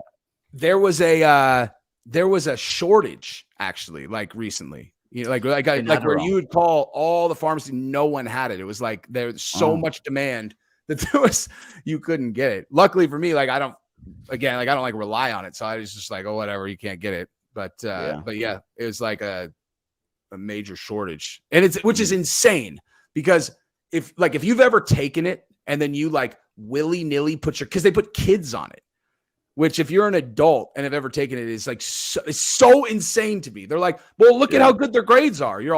You put them on crystal meth, dude. Just frying their brain away at a young age. Yeah. What do you think is going to happen? Like, you put a 7-year-old on crystal meth their entire child. You think that's not going to have any effect on their brain? Mm-hmm. Absurd. Terrible. MMA Flicks and Chill. Would you bet money that Jones fights Fury in the octagon? Funny how John may get the fight. Francis would. Yeah, we discussed that. Yeah, we discussed it already. We said there's a good chance just out of pettiness against Ngannou. And just to make sure that Ngannou doesn't get that fight, just in general for others, because like, you know, Kamaru's gonna be all, why don't I get to fight Canelo? Like, well, I mean, now O'Malley needs a McGregor like when he KO'd Aldo. That's true. He does. He needs a McGregor like moment. I think he's looking for there. Like if he sleeps Aljo, I mean, similar names, Aljo could be a very similar moment. Aljo on his way to being pound for pound at bantamweight. That's how they'll make it out. They're going to big up Aljo massively in the build-up so that if O'Malley does win, there's no like he beat a fake champ type narrative, you know? It's true. And if you look at the Aldo and McGregor build-up, there were exactly 0 people who were picking McGregor to win that fight. Yep. And so it would be just like that. Mm-hmm.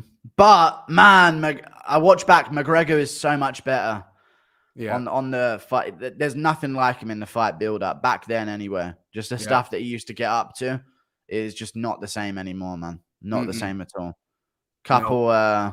There's just a couple moments at a press conference these days and a backstage scuffle maybe. But McGregor used to like create a story in the build up to his fights. It was crazy. And I think like the point that you always make where you're like the fighters, they're building a story, like a movie in their brain. Yeah. Is like, no one was better at communicating that story to the public than Conor was. You know, like Conor was like, he like brought everyone in on the story that he was living to where you actually felt like you were in his movie. You know what I mean? Yeah. Yeah. You were just watching along and it was almost like preset that he wins in a way. Yeah. Adesanya does that now as well with the Pereira rematch vibe that they had. He builds it up massively. Big storybook ending too. Like that was, I mean, what was that? Like, dude, I still have not seen I can't find a clip of the knockout the way that it looked on the pay-per-view. Did it look just so sick? You haven't seen it on the pay-per-view yet? No, because I was there. I was cage side. Okay. I was cage side. So like I've seen like the videos people took from the stands. I was 10 feet away from it, but like I haven't seen, like I looked everywhere, and there's like they did an exceptional job of like there is no clip of the actual UFC broadcast of that knockout anywhere. I can't find it. I mean, you can see it on Fight Pass. Just go on Fight Pass, watch it from the broadcast, right? Oh yeah, because the old Yeah, it was a great KO. Such a good KO. Yeah, I fucking hated it, but it was a great KO, so I had to give him credit. It was, dude. I was okay. Let me think. In all actuality, I was probably about 12 yards away, and where it happened, it was right where we were. It was like we were cage side, and it happened right there. It was like his back, and like so. I literally was looking directly at Poaton's face when he starched him, and like. That I lost my goddamn mind. Everybody lost their mind. It's like crazy. Yeah. Adesanya, he's got his star power back on track now because he was losing it. He was losing it massively, but then you just need that one performance. Yep. It'd be great if there was a fresh opponent for him soon, like in International Fight Week or something, but we have to wait till September. But he's got a bit of star power back, which is what the UFC were looking for with that one. Hopefully, like he can string together another like signature finish. I mean, that's all it is like if you're consistently turning in, I used range and, and strategy to not let them put me in danger versus I'm going to play possum and starch the scariest guy on earth, Yeah. It's a great way of doing it. I just think if Dricus could win against Whitaker, that is the perfect next fight build-up for him. That Dricus build-up, that's going to get toxic. Yes. Crazy energy in the build-up, and that'll just sell a bunch of pay-per-views for sure. Just race card, everybody. Yeah. And that really plays into like the world right now as well. People would really rally behind that fight for sure. Yeah. Salo, thank you very much. Super chat, JOF and Johnny Porkchop. What a duo. Love the conversation, boys. Please make this a weekly thing. Feeling one scoring system. Feeling one for scoring system fight is all. Oh yeah. I agree with thank you for the super chat. I totally agree with the fight judging with one. Robert Yo. What the fuck? Robert Yo wants to know the incredibly important Adderall extended release or immediate. What does that mean? Immediate, dude. What is that? Well, there's like, I don't know. There's two options. One's like one that kind of like slow drips to you over like 8 hours, and the other one just, it all goes at once. It's, I mean, honestly, the fact that they don't have it in the UK, it just demonstrates the UK health ministers probably actually care about their people. Yeah, for sure. MMA Flicks and Chill. One last question. Who would win in a chess match between JOF and Guru? I feel this would be a question that Ariel would ask you guys. A game of chess. I don't know. What do you mean, darts for Ariel? Isn't Ariel the darts guy now? I'm good. I'm all right at chess. I was pretty good. I was on the school chess team in primary school. So well, then Guru. I play chess. Like I play like online chess against the, like against the computer at setting. Like, if 10 is the hardest, I play it at about 3. Oh yeah. For sure. If you're better than a 3, then you would beat me. Okay. Well, if you were on the chess team, you would fucking beat me for sure. We'll never fucking know. No. John Castaglione, thank you for the $20. Guru, respect your assumption on how you think Dustin Poirier is couldn't be further from the truth. I started out as a fan, and I've now been friends with DP for 12 years. He has changed my life. Okay, but what's this? I don't understand this reference. Who asked? Thank you for the $20, damn it. Yeah, I don't know. What's your take? You're friends with Poirier. Oh, cool, dude. See you later. Yeah, but like, what did you say? Something that he's like responding to? Now, what did he say? Your assumption on how you think? Oh, I think Poirier's secretly a cunt at times. That's my opinion on Poirier. Just whenever he wins, I know there's reasons for him to be annoyed sometimes, but whenever he wins, he's always got like a chip on his shoulder still. You know what I mean? There's always a post-fight argument with Poirier or that's true. On the Chandler was like, what? Like Yeah, why? I didn't understand that either. I'm like, why is he mad at Chandler when, like, it's Michael Chandler? Clearly, when Chandler went out after you in the crowd, he's trying to make and build a fight. Like, he doesn't have an actual problem with you. Your guys' lives are the same. Married, kids, like, yeah. I mean, I don't know. I didn't understand that. He's had other fights as well. Like the Holloway fight, he was being a cunt in the cage in front of Holloway. And then backstage, he even had a little remark to make about how Holloway's, he's pretty badly busted up back there. And it's just like, I've just noticed something about Poirier sometimes. A little bit of an attitude after the fights, but hey, he's a fighter, so I'm not going to. Yeah, maybe he's got to get himself in the headspace like that. Guy, dude, more people want to talk about Adderall. All right, been on Adderall since 4th grade, and now I have an anime pound for pound, donating my hard-earned blue-collar money to a ginger and his pig talking MMA instead of college. I don't think the Adderall worked. I think he meant profile picture, not pound for pound. But yeah. Now I have an anime profile picture. Yeah, no, I know. He wasn't talking about his anime pound for pound list. I'm not. Yeah, I was like, he was going with it. Well, listen, man, anime, just because it ain't for us doesn't mean it's not, for other people. Thank you for the super chat. Alex says it's cool to see 2 different MMA channels get together and talk about the sport they love. JOF and Airsoft are the best channels on YouTube. Dude, why are they breaking your balls on pork chop shit? Because I told them to fat shame me to get in shape, so now they're doing it. I didn't tell them to. I acted like I controlled it. They just did it. So now I just sort of roll into it a bit, Fat shame. Roll with it a bit. Yeah. They've been going off John Pork, pigs. They've been calling me good pig in donations sometimes. You've been a good pig this week. You deserve this $5, all this. Oinks. They've been oinking at me in chat. They're going to probably start oinking now with pig emojis. They're just ruthless, man. I love it. Yeah, you should do it. If you want to get in shape, just go do jits. Jits is the best workout because you can't slack off, because it's like, all right, you're doing a round and you're like, okay, I don't really want to be working out anymore. It's like, all right, well then don't, and he'll just strangle you.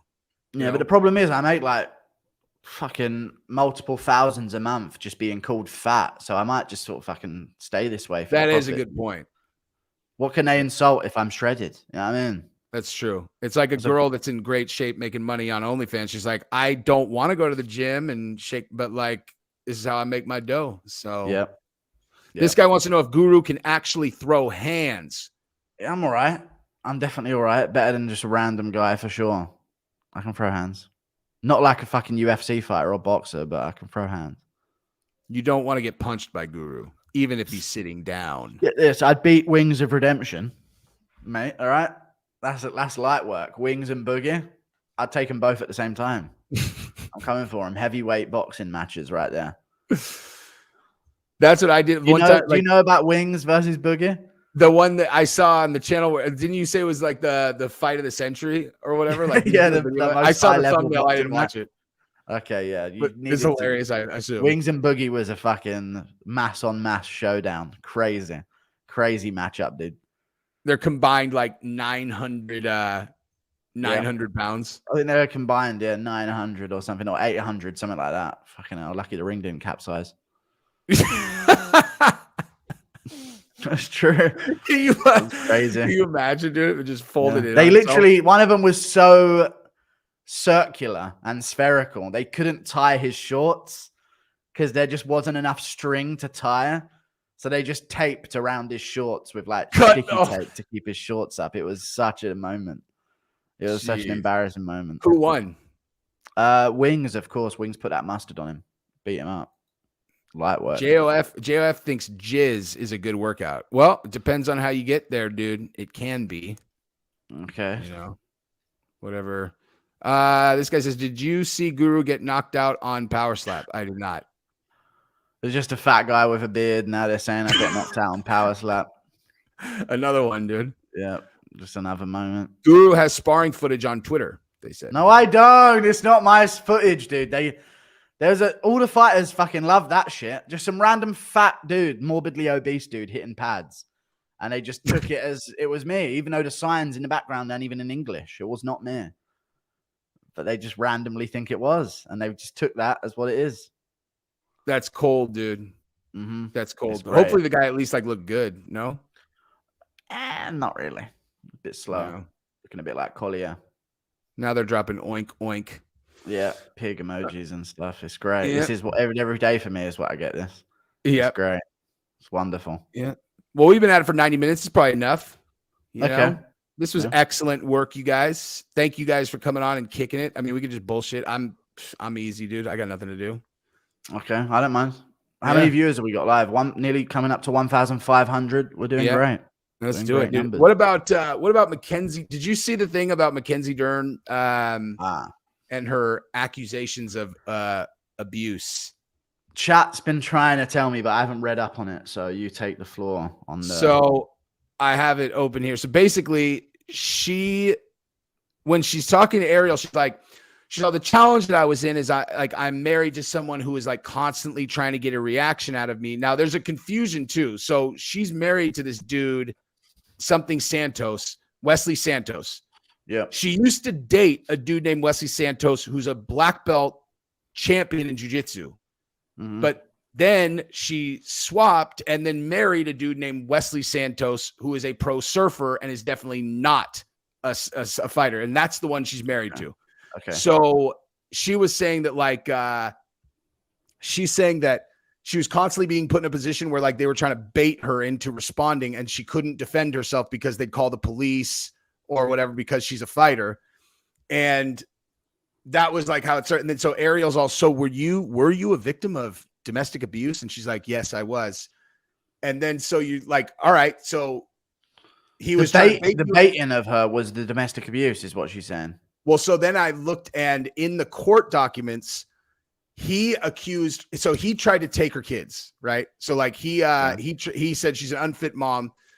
And then a week later, she filed a protection order saying he had been abusive. But then if you look at what the abuse alleged was, it is that he threw her phone, he threw pillows and blankets and while being verbally abusive. And also he closed her foot in a door while he was trying to pull her inside. And that's a fucking good night for John Jones's wife. Yeah. And then also that he hit her dog. Wow. So you're like, that doesn't sound like abuse to me, dude. Yeah, Jones's wife would describe that as a romantic night in with her husband. You know what I mean? Yeah. Just getting your foot closed in the door and a phone threw at you. Yeah, it's fucking how romantic! It must be Valentine's Day in the Jones household. Yeah, and then he responded. He posted a picture of him with a broken nose, and he's like, "Yeah, she broke my nose in a sushi parking lot." Oh wow! So if you're in a sushi parking lot, you deserve to get your nose broken. To be honest with you, that's fair. So that's fair. MMA and chill. Said, go ahead. No, dude, I don't know. I was going to say MMA. He says, I own an event company and we are hosting a combat sports convention next year with a new MMA fight promotion in Conroe, Texas.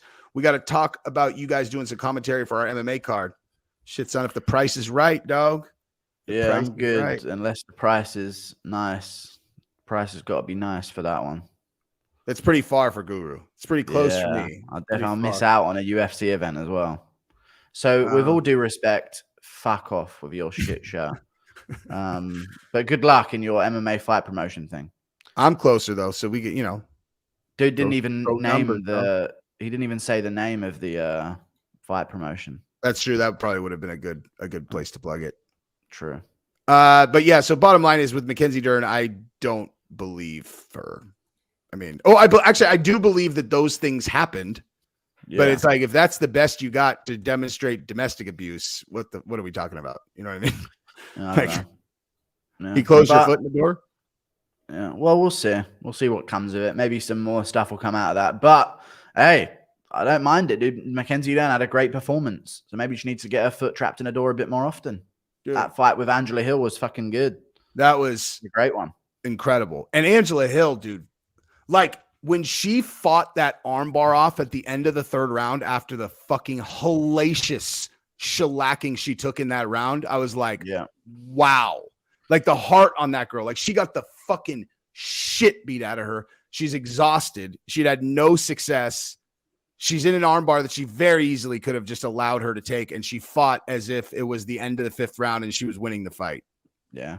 Yeah, very tough of her. But women can't be armbarred. I've noticed it in MMA, dude. They're too flexible for armbars. Like, they can be armbarred, obviously, but it takes a bit more to get them in an armbar, it seems, with their flexibility. Yeah, I don't think Angela Hill deserved the 50K bonus, I'll be honest with you. I don't think she did. For the fight of the night? Yeah. Joaquin Buckley should have got a performance bonus instead, and they should have just gave 50K to Dern. I wasn't a big fan of that. Fair. He shafted Buckley, head kick, flatline KO. Joaquin Buckley, no bonus because Angela Hill took a beating for 25 minutes. And because that other dude had the flatline overhand right knockout. Borshev, and then there was Diego Ferreira over Michael Johnson. Poor Michael Johnson, dude. Yeah. Flatlined again. Flatlined. It's exactly the same as his Josh Emmett KO loss as well. Exactly the same.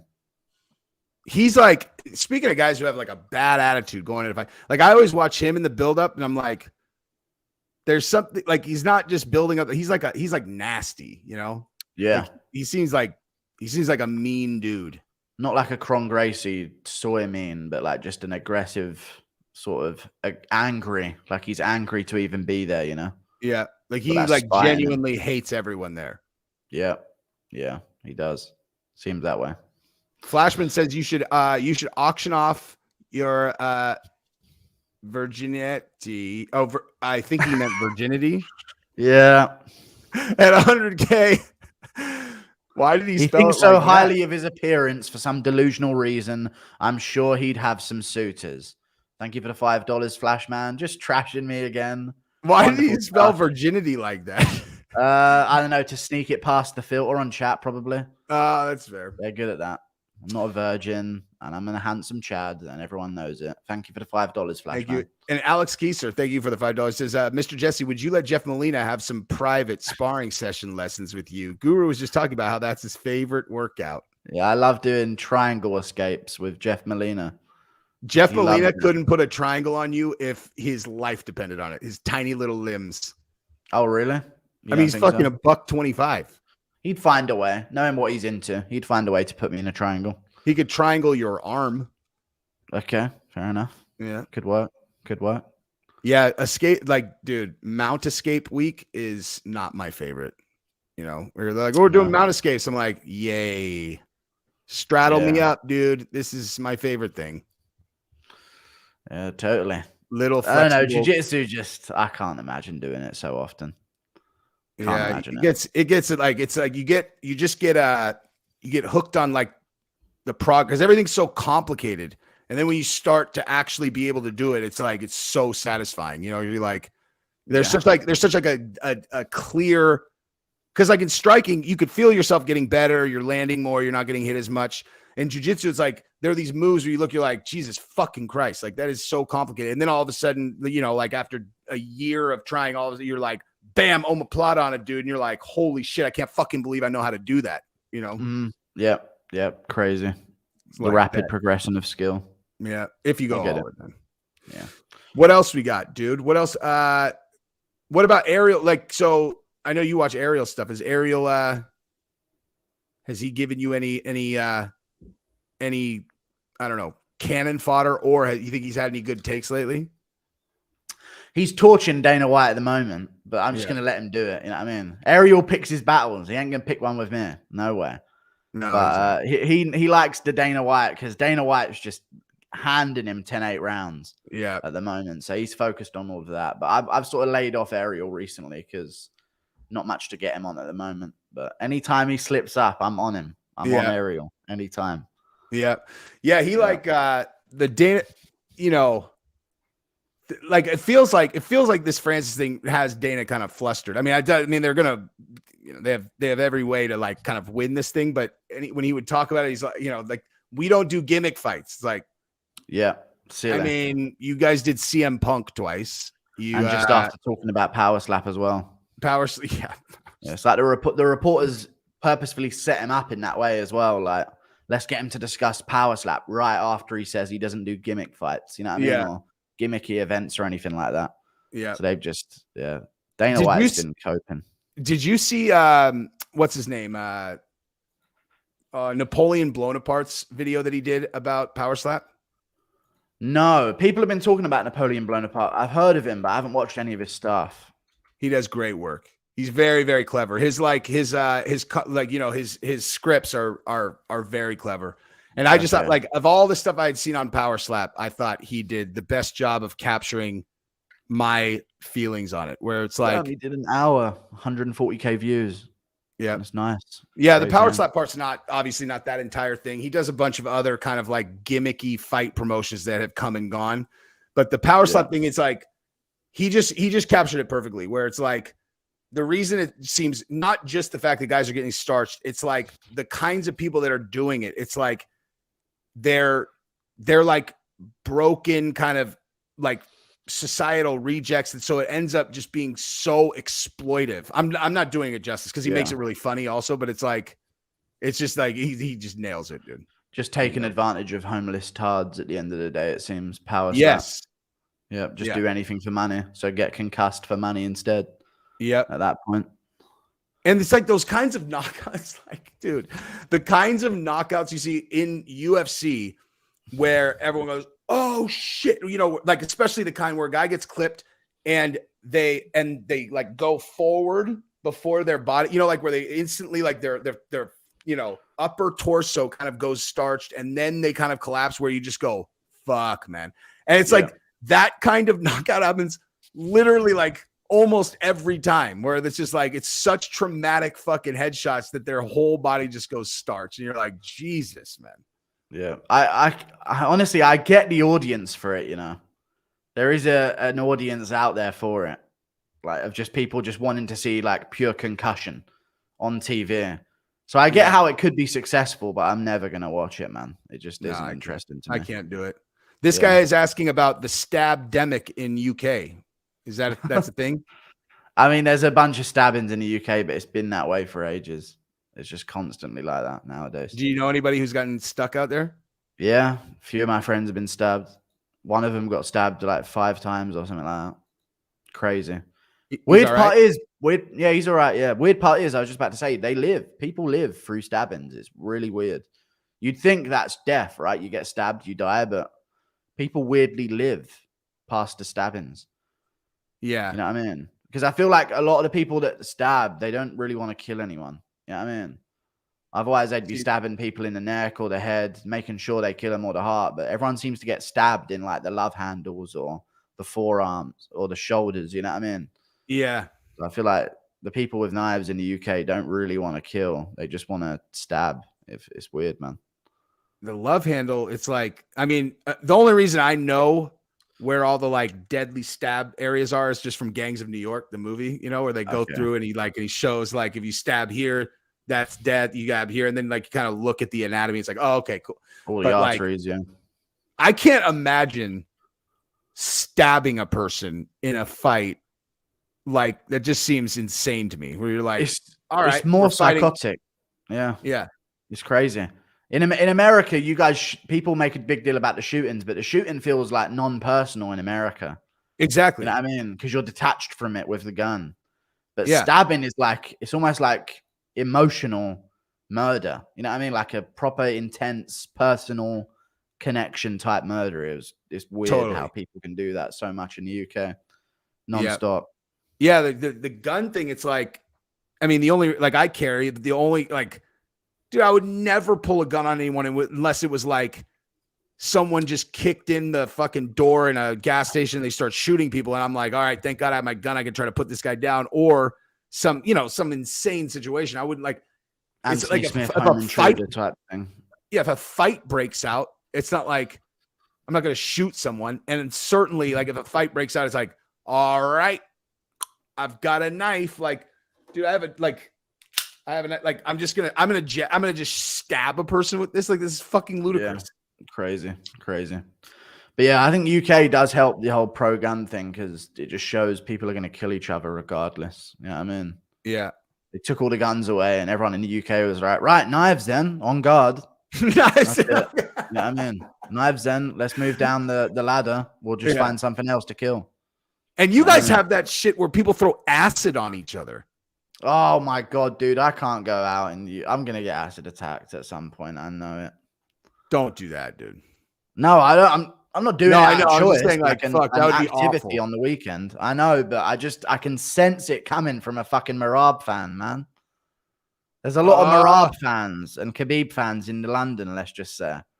I can sense it, man. They got acid waiting for you. They're all, is that fucking Guru? They're like, make sure we don't want to throw acid on the wrong guy. Yeah, they'll take a risk. I don't know. It's worrying, dude. It's tough. So have the Marab fans come after you? Marab fans, I don't even know if they exist in the first place. They shouldn't. The Georgians? But yeah, the Georgians, man, they don't take a joke. It's all good. It's all good. It's funny because he's such a fucking prankster. You'd think they'd have a good sense of humor.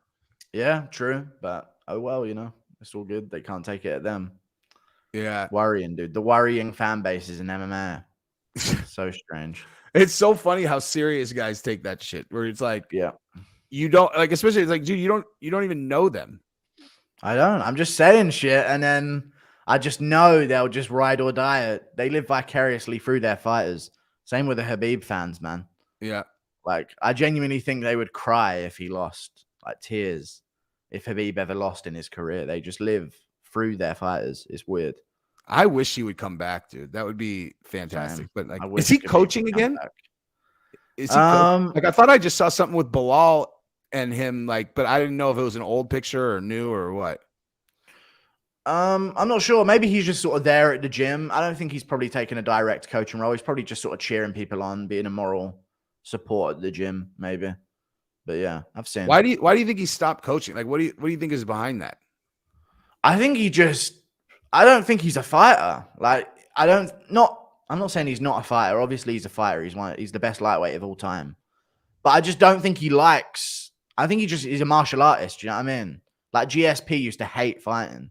Yeah. But GSP stayed in the gym anyway because he just liked to do it. I think Khabib just hates the idea of fighting, the traveling, the weight cut to 155. So I just think he wants to be away from all of it, to be honest with you. You know what I mean? It's like what I was thinking about too is, because his dad was like, had him disciplined training his entire life. Yeah. His dad passes away. He does one last fight. He coaches for a little while, a year or year and a half. And then he's like, you know what? I'm just going to hang it up. And you kind of like, you're like, I wonder if maybe it really was like so much of his involvement had to do with like his dad, and like once his dad's gone, he really, like, he's like, do I really want to be doing this? Or does my dad have me doing this forever? Yeah, true. Like a boxer's son happens so much with them, where they're just clearly just the dad is just living his own wished life through the kid that he has. You know what I mean? Yeah. You see, they don't want to do it, but I don't know. I reckon he wanted to do it, but I don't know. It's the traveling around. There's just no point. He's got millions. He probably just wants to chill, fuck the goats on the cliffside and relax. You know what I mean? Whatever the Dagestanis get up to on the weekend. Yeah. Yeah. Because Giselle's in jits and she's exceptional.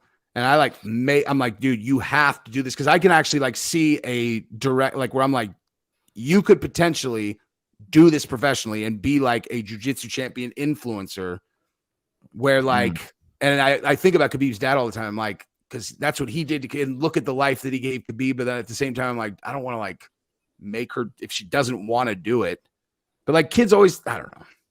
Yeah. I just like, I go through kids don't know what they want to do until they've done it though. You know what I mean? Yeah. So they don't really know that you'll get any answer out of a kid if you don't lead them in the first place. That's what I think, dude. So you got to put them in stuff and see what they sort of stay doing rather than letting them choose everything. You know what I'm saying? Yeah. And in America, I don't know, probably similar in the UK, but like in America now, it's like all, ask, how do you feel? Why are you whatever? You're like, dude, that's not parenting. They're not supposed to know shit. You're supposed to. Do you want to wear a dress? Yeah. No, I don't. But you shouldn't ask too many things to kids, Yeah. Did you see that? You saw the like, dude, all of a sudden, people are scared to put that shit out, dude. They did Bud Light collapsed. They did now the Target. You saw the Target stuff. They did I didn't see the Target stuff, but I saw the Bud Light stuff. Yeah. Yeah, Target didn't they have Jeff Molina on the can? Yeah, Jeff Molina, and everyone was like, "Is that MMA fighter that was sucking a dude's dick?" And it was like, "It is, dude. That's him." Yeah. No, but they they did this thing at Target where they had this whole display of like queer kids' clothes. I was like, and people were like doing all these reels. They're all here. This is at the front of Target. It was like all this crazy. And then it turned out that the designer was a Satanist. And so everyone was like, well, that's Target. The Balenciaga stuff. Yeah. Yep. And now Target completely backtracked. They pulled all the shit and they're like, we got him on the run, dude. We got him on the run. It's working out well. Keep it going, America. The last hope. Yeah, dude. You guys get arrested if you say shit on the internet, huh? Yeah, I mean, I'm doing a character, of course, so I can't possibly be arrested for some of the stuff I say, but I probably could if I was owning everything. Yeah. It's tough in the UK, man. Real tough. This gentleman would like you to rant on the Dagestanis. Oh, they're just such goblins. I just can't stand those cunts. It's not even them. It's probably just other Khabib fans around the world giving him a bad name, but it's just they're such cunts, dude. I want to see him. I just want to watch a Dagestani fan's face as Khabib gets slept out cold. It's just always been my wish. You know what I mean? Always been my wish over the years of watching MMA. Just to see a Dagestani fan react to a KO loss of their fighter. The instant reaction, if you got like a room, they would just be half of them like this, the other ones. Yeah. I don't know, dude. Do you get the comments from them at all? Any like held for review comments from Dagestani fans? Because I know James Lynch got them.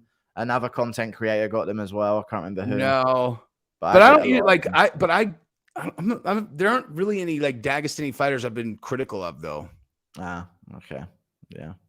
Heaven forbid you just mention the idea that they could lose a fight and all of a sudden it's just an absolute crusade in your fucking reviewed comment section being held back for some of the stuff they say. Jesus. Oh man, it's so funny, dude. It's so funny. People take this shit so personal. You're like, dude, I just think that Charles Oliveira is gonna be better on the feet. They're like, and you're going to wish that your dad still had feet after we chopped them off. Yes, yeah. Tell that to your sister's decapitated head. Like, they don't have a logical argument back. They just do some weird shit. It's crazy what they get up to. Yeah, feels like an overreaction. Is there a fight? There's a fight tomorrow, and that's Kai Kara, right? Is that tomorrow? No, it's next week. Yeah, that's what I thought we'd do this weekend. There is Road to UFC this weekend. That's all that's going on. Asian Showdown. You know what I mean? On the road to UFC. The Endeavor president teases possibility that next UFC broadcast deal could splinter across multiple networks. Interesting. That means there's no viable suitors for the whole deal, huh? Yeah, that is a bit odd. But they already do ABC and ESPN anyway, didn't they? Is that already a thing? But they're just going to ramp up a little bit and do more ABC and more other shows as well, maybe. That's true. They don't like. It seems like they like how many fight like they did like 2 fights on the network though, right? On ABC or whatever. I think they're up to 4 now overall, but not like not like per year or whatever, right? No, per year it's like 1 or 2. Yeah, it's fucking terrible. Yeah, they just want that daytime audience though. What happened to Eagle FC? The story that I have heard is that Khabib just was like he's done with everything, and he was the driving force behind the whole thing. Yeah. Team Floppy Ears, what's up, Chad? Thank you for the super chat, good sir. Wasn't there some like scammy gambling thing that went on at Eagle FC? Was there? I don't know. Is it like I thought there was like a shady situation with some of the people that were putting money into it. Eagle FC gambling. I don't even know if it was gambling, but just some of the people that are putting money into there might have been a bit sus, a little bit haram, maybe. Maybe that's why Khabib separated. Oh, I mean, they they have, they're pretty connected to Gadirov, I hear, and yeah, dude, that whole situation. That's why I think Hamzat was banned from the US. Because of the whole Kadyrov thing. Wait, was he banned from the US? I think he was. I don't know if he was, but I'm guessing something happened with his visa. Right. He went from the Holland fight to Chechnya to hang around with Kadyrov in the middle of the Russian-Ukraine war. If you think they're just going to be like, yeah, let him come through to any country, that there's definitely going to be some problems. I think that's why he's been out for so long and why he's fighting in Abu Dhabi and they made him wait over a year. Yeah. Because that is just like, if you're going to get any red flag on a visa, sorry, you went to Chechnya to meet with Kadyrov on your flight history. What are we going to let you in Las Vegas now, America, or anywhere in Europe? Probably not. Yeah. Could be something though. I love watching those videos of Kadyrov out grappling Hamzat. It's funny. It's like, oh, dude, Kadyrov's a beast. Hamzat stood no chance. None. Just not a guy that you want to run around against, you know. Like what if Hamzat just goes full throttle and just smashes him? You're like, and then right afterwards, that would be crazy. Yeah, Kadyrov's all, hey, good round, and everyone's like, yeah. Chimaev just sort of snaps his arm in a Kimura and then just gets shot on the spot. Yeah. No, it lets him go home. And then the door gets kicked in later that night. His wife gets taken to one place. He gets to go to the other. Yeah. And it's over. Yeah. That'd be fucking weird, man. Cain, last thing, only other story I see here is Cain Velasquez's case goes to trial in August. That's crazy. I keep forgetting that he's actually still facing life in prison. No good. I'm just annoyed he didn't land the shots. You know what I mean? Because he's still going to do it. He hit a guy in the hand, but yeah. Yeah, but like the wrong guy, right? Or maybe someone connected, but not the fucking ideal suspect. No, yeah. Dude had his like movie moment and had like 0.5% accuracy in his whole clip. And he's still going to do like a crazy time maybe. So I'm sure that he will. I mean, like, you can't like, it's one of those things where it's like, you wish that you can just take shots at it, but it's like, all right, but now you're like actually going to court. There's no way that they're going to be like, oh, all right. So what are the facts of the case? So I drove behind them on camera, chased him down in my car, pulled my 40 caliber Glock, and I shot 8 rounds into their car. I was trying to kill them. I hit the driver, but not the guy. But I was really, really mad. And they're all, and tell me about the case a little bit. He's like, well, my son said this guy put hands on him. They're like, all right, cool. And they ran a daycare. It's like, yeah. And they're like, are there any other children that are making accusations? They're like, no other ones. They're like, okay. So it would have helped if the guy, like if like 10 kids came forward and it was like a night, I really think that would have helped because ultimately the jury is going to be who makes the decision. And like, if it's like, the prosecution's like, this guy didn't even do it. Like they could be like, it's not even proven. This guy might not have even done it. There was some history with him, though, I'm pretty sure. So that'll probably get brought up. Yeah. I think there was history with the same, like another child of a friend of a family type situation at the same place. Okay. That changes everything then. If there's even a single other accusation, that changes everything in terms of like the impression of the jury or whatever, Yeah, for sure. I don't know. Just such a mess of a situation, dude. Such a fucking mess. Yeah. It's like I think about that all the time. It's like if something like that happened, every instinct I have would be to go murder everyone involved. And at the same time, it's like, okay, but like play it out, dude. Yeah, let's do not, that. Yeah. Then what? Kids let's still get got a good aim first. Yeah. Kids still got, and also maybe slightly better planning, like maybe give yourself some chance of getting away with it. Maybe. Yeah. So like push him in front of a bus. or just not in public or something. And then loudly say oops as you do it so you can defend in court and say it was an accident. I was trying to help him and there just it is. Make sure at least 10 witnesses hear you say oops loudly as you push him in front of a bus that's moving. Yeah. Maybe. Yeah.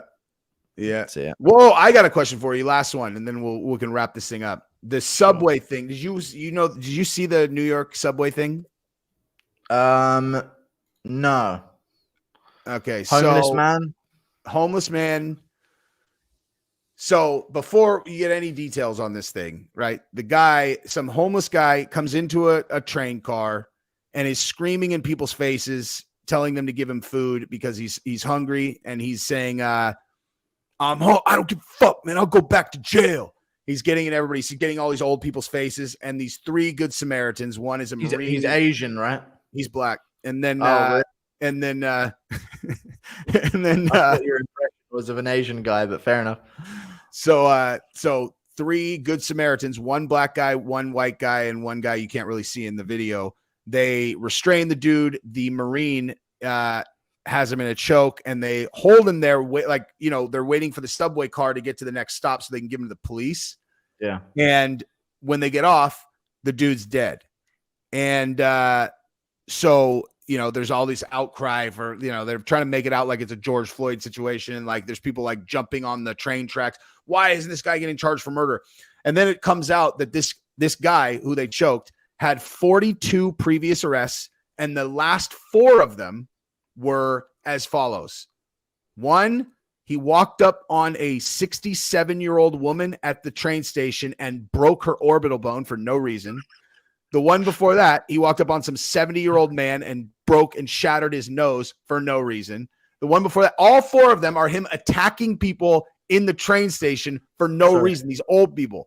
So like the idea that this, and then, so he pled out. So he pled guilty to like one of them. And they were like, they just put all of those cases into one, and they gave him 3 months in a treatment program, which he then just no-showed. He just didn't show up to it. Jesus. And then now he's on the train and he's threatening to smash everyone's faces. And these guys restrained him and he died. And now they charged the Marine.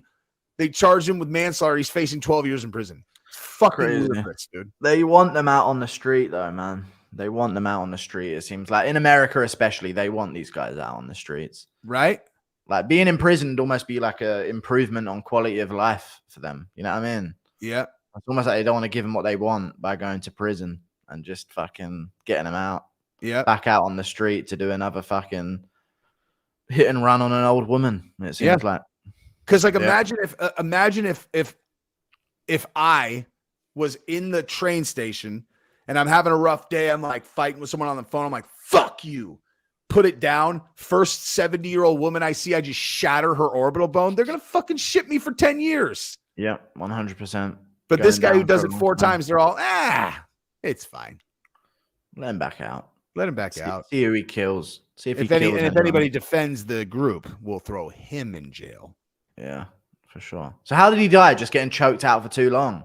That's what they said. Yeah, they said that the guy held the choke for 14 minutes, which ended up not being true. Fucking hell, that is a long choke. It's not. It wasn't true. It wasn't true. But like, I don't know. I just was watching, like, because it was a choke. I saw all these guys in the MMA community kind of like weighing in. And they're all, like Luke Thomas was like, he's like, anybody who's applying a technique like that should know that you can't hold them for that long. And, it's too irresponsible to apply a choke like that if you don't know, and you held it and you killed the guy. And I'm like, fucking Luke Thomas, dude. Okay.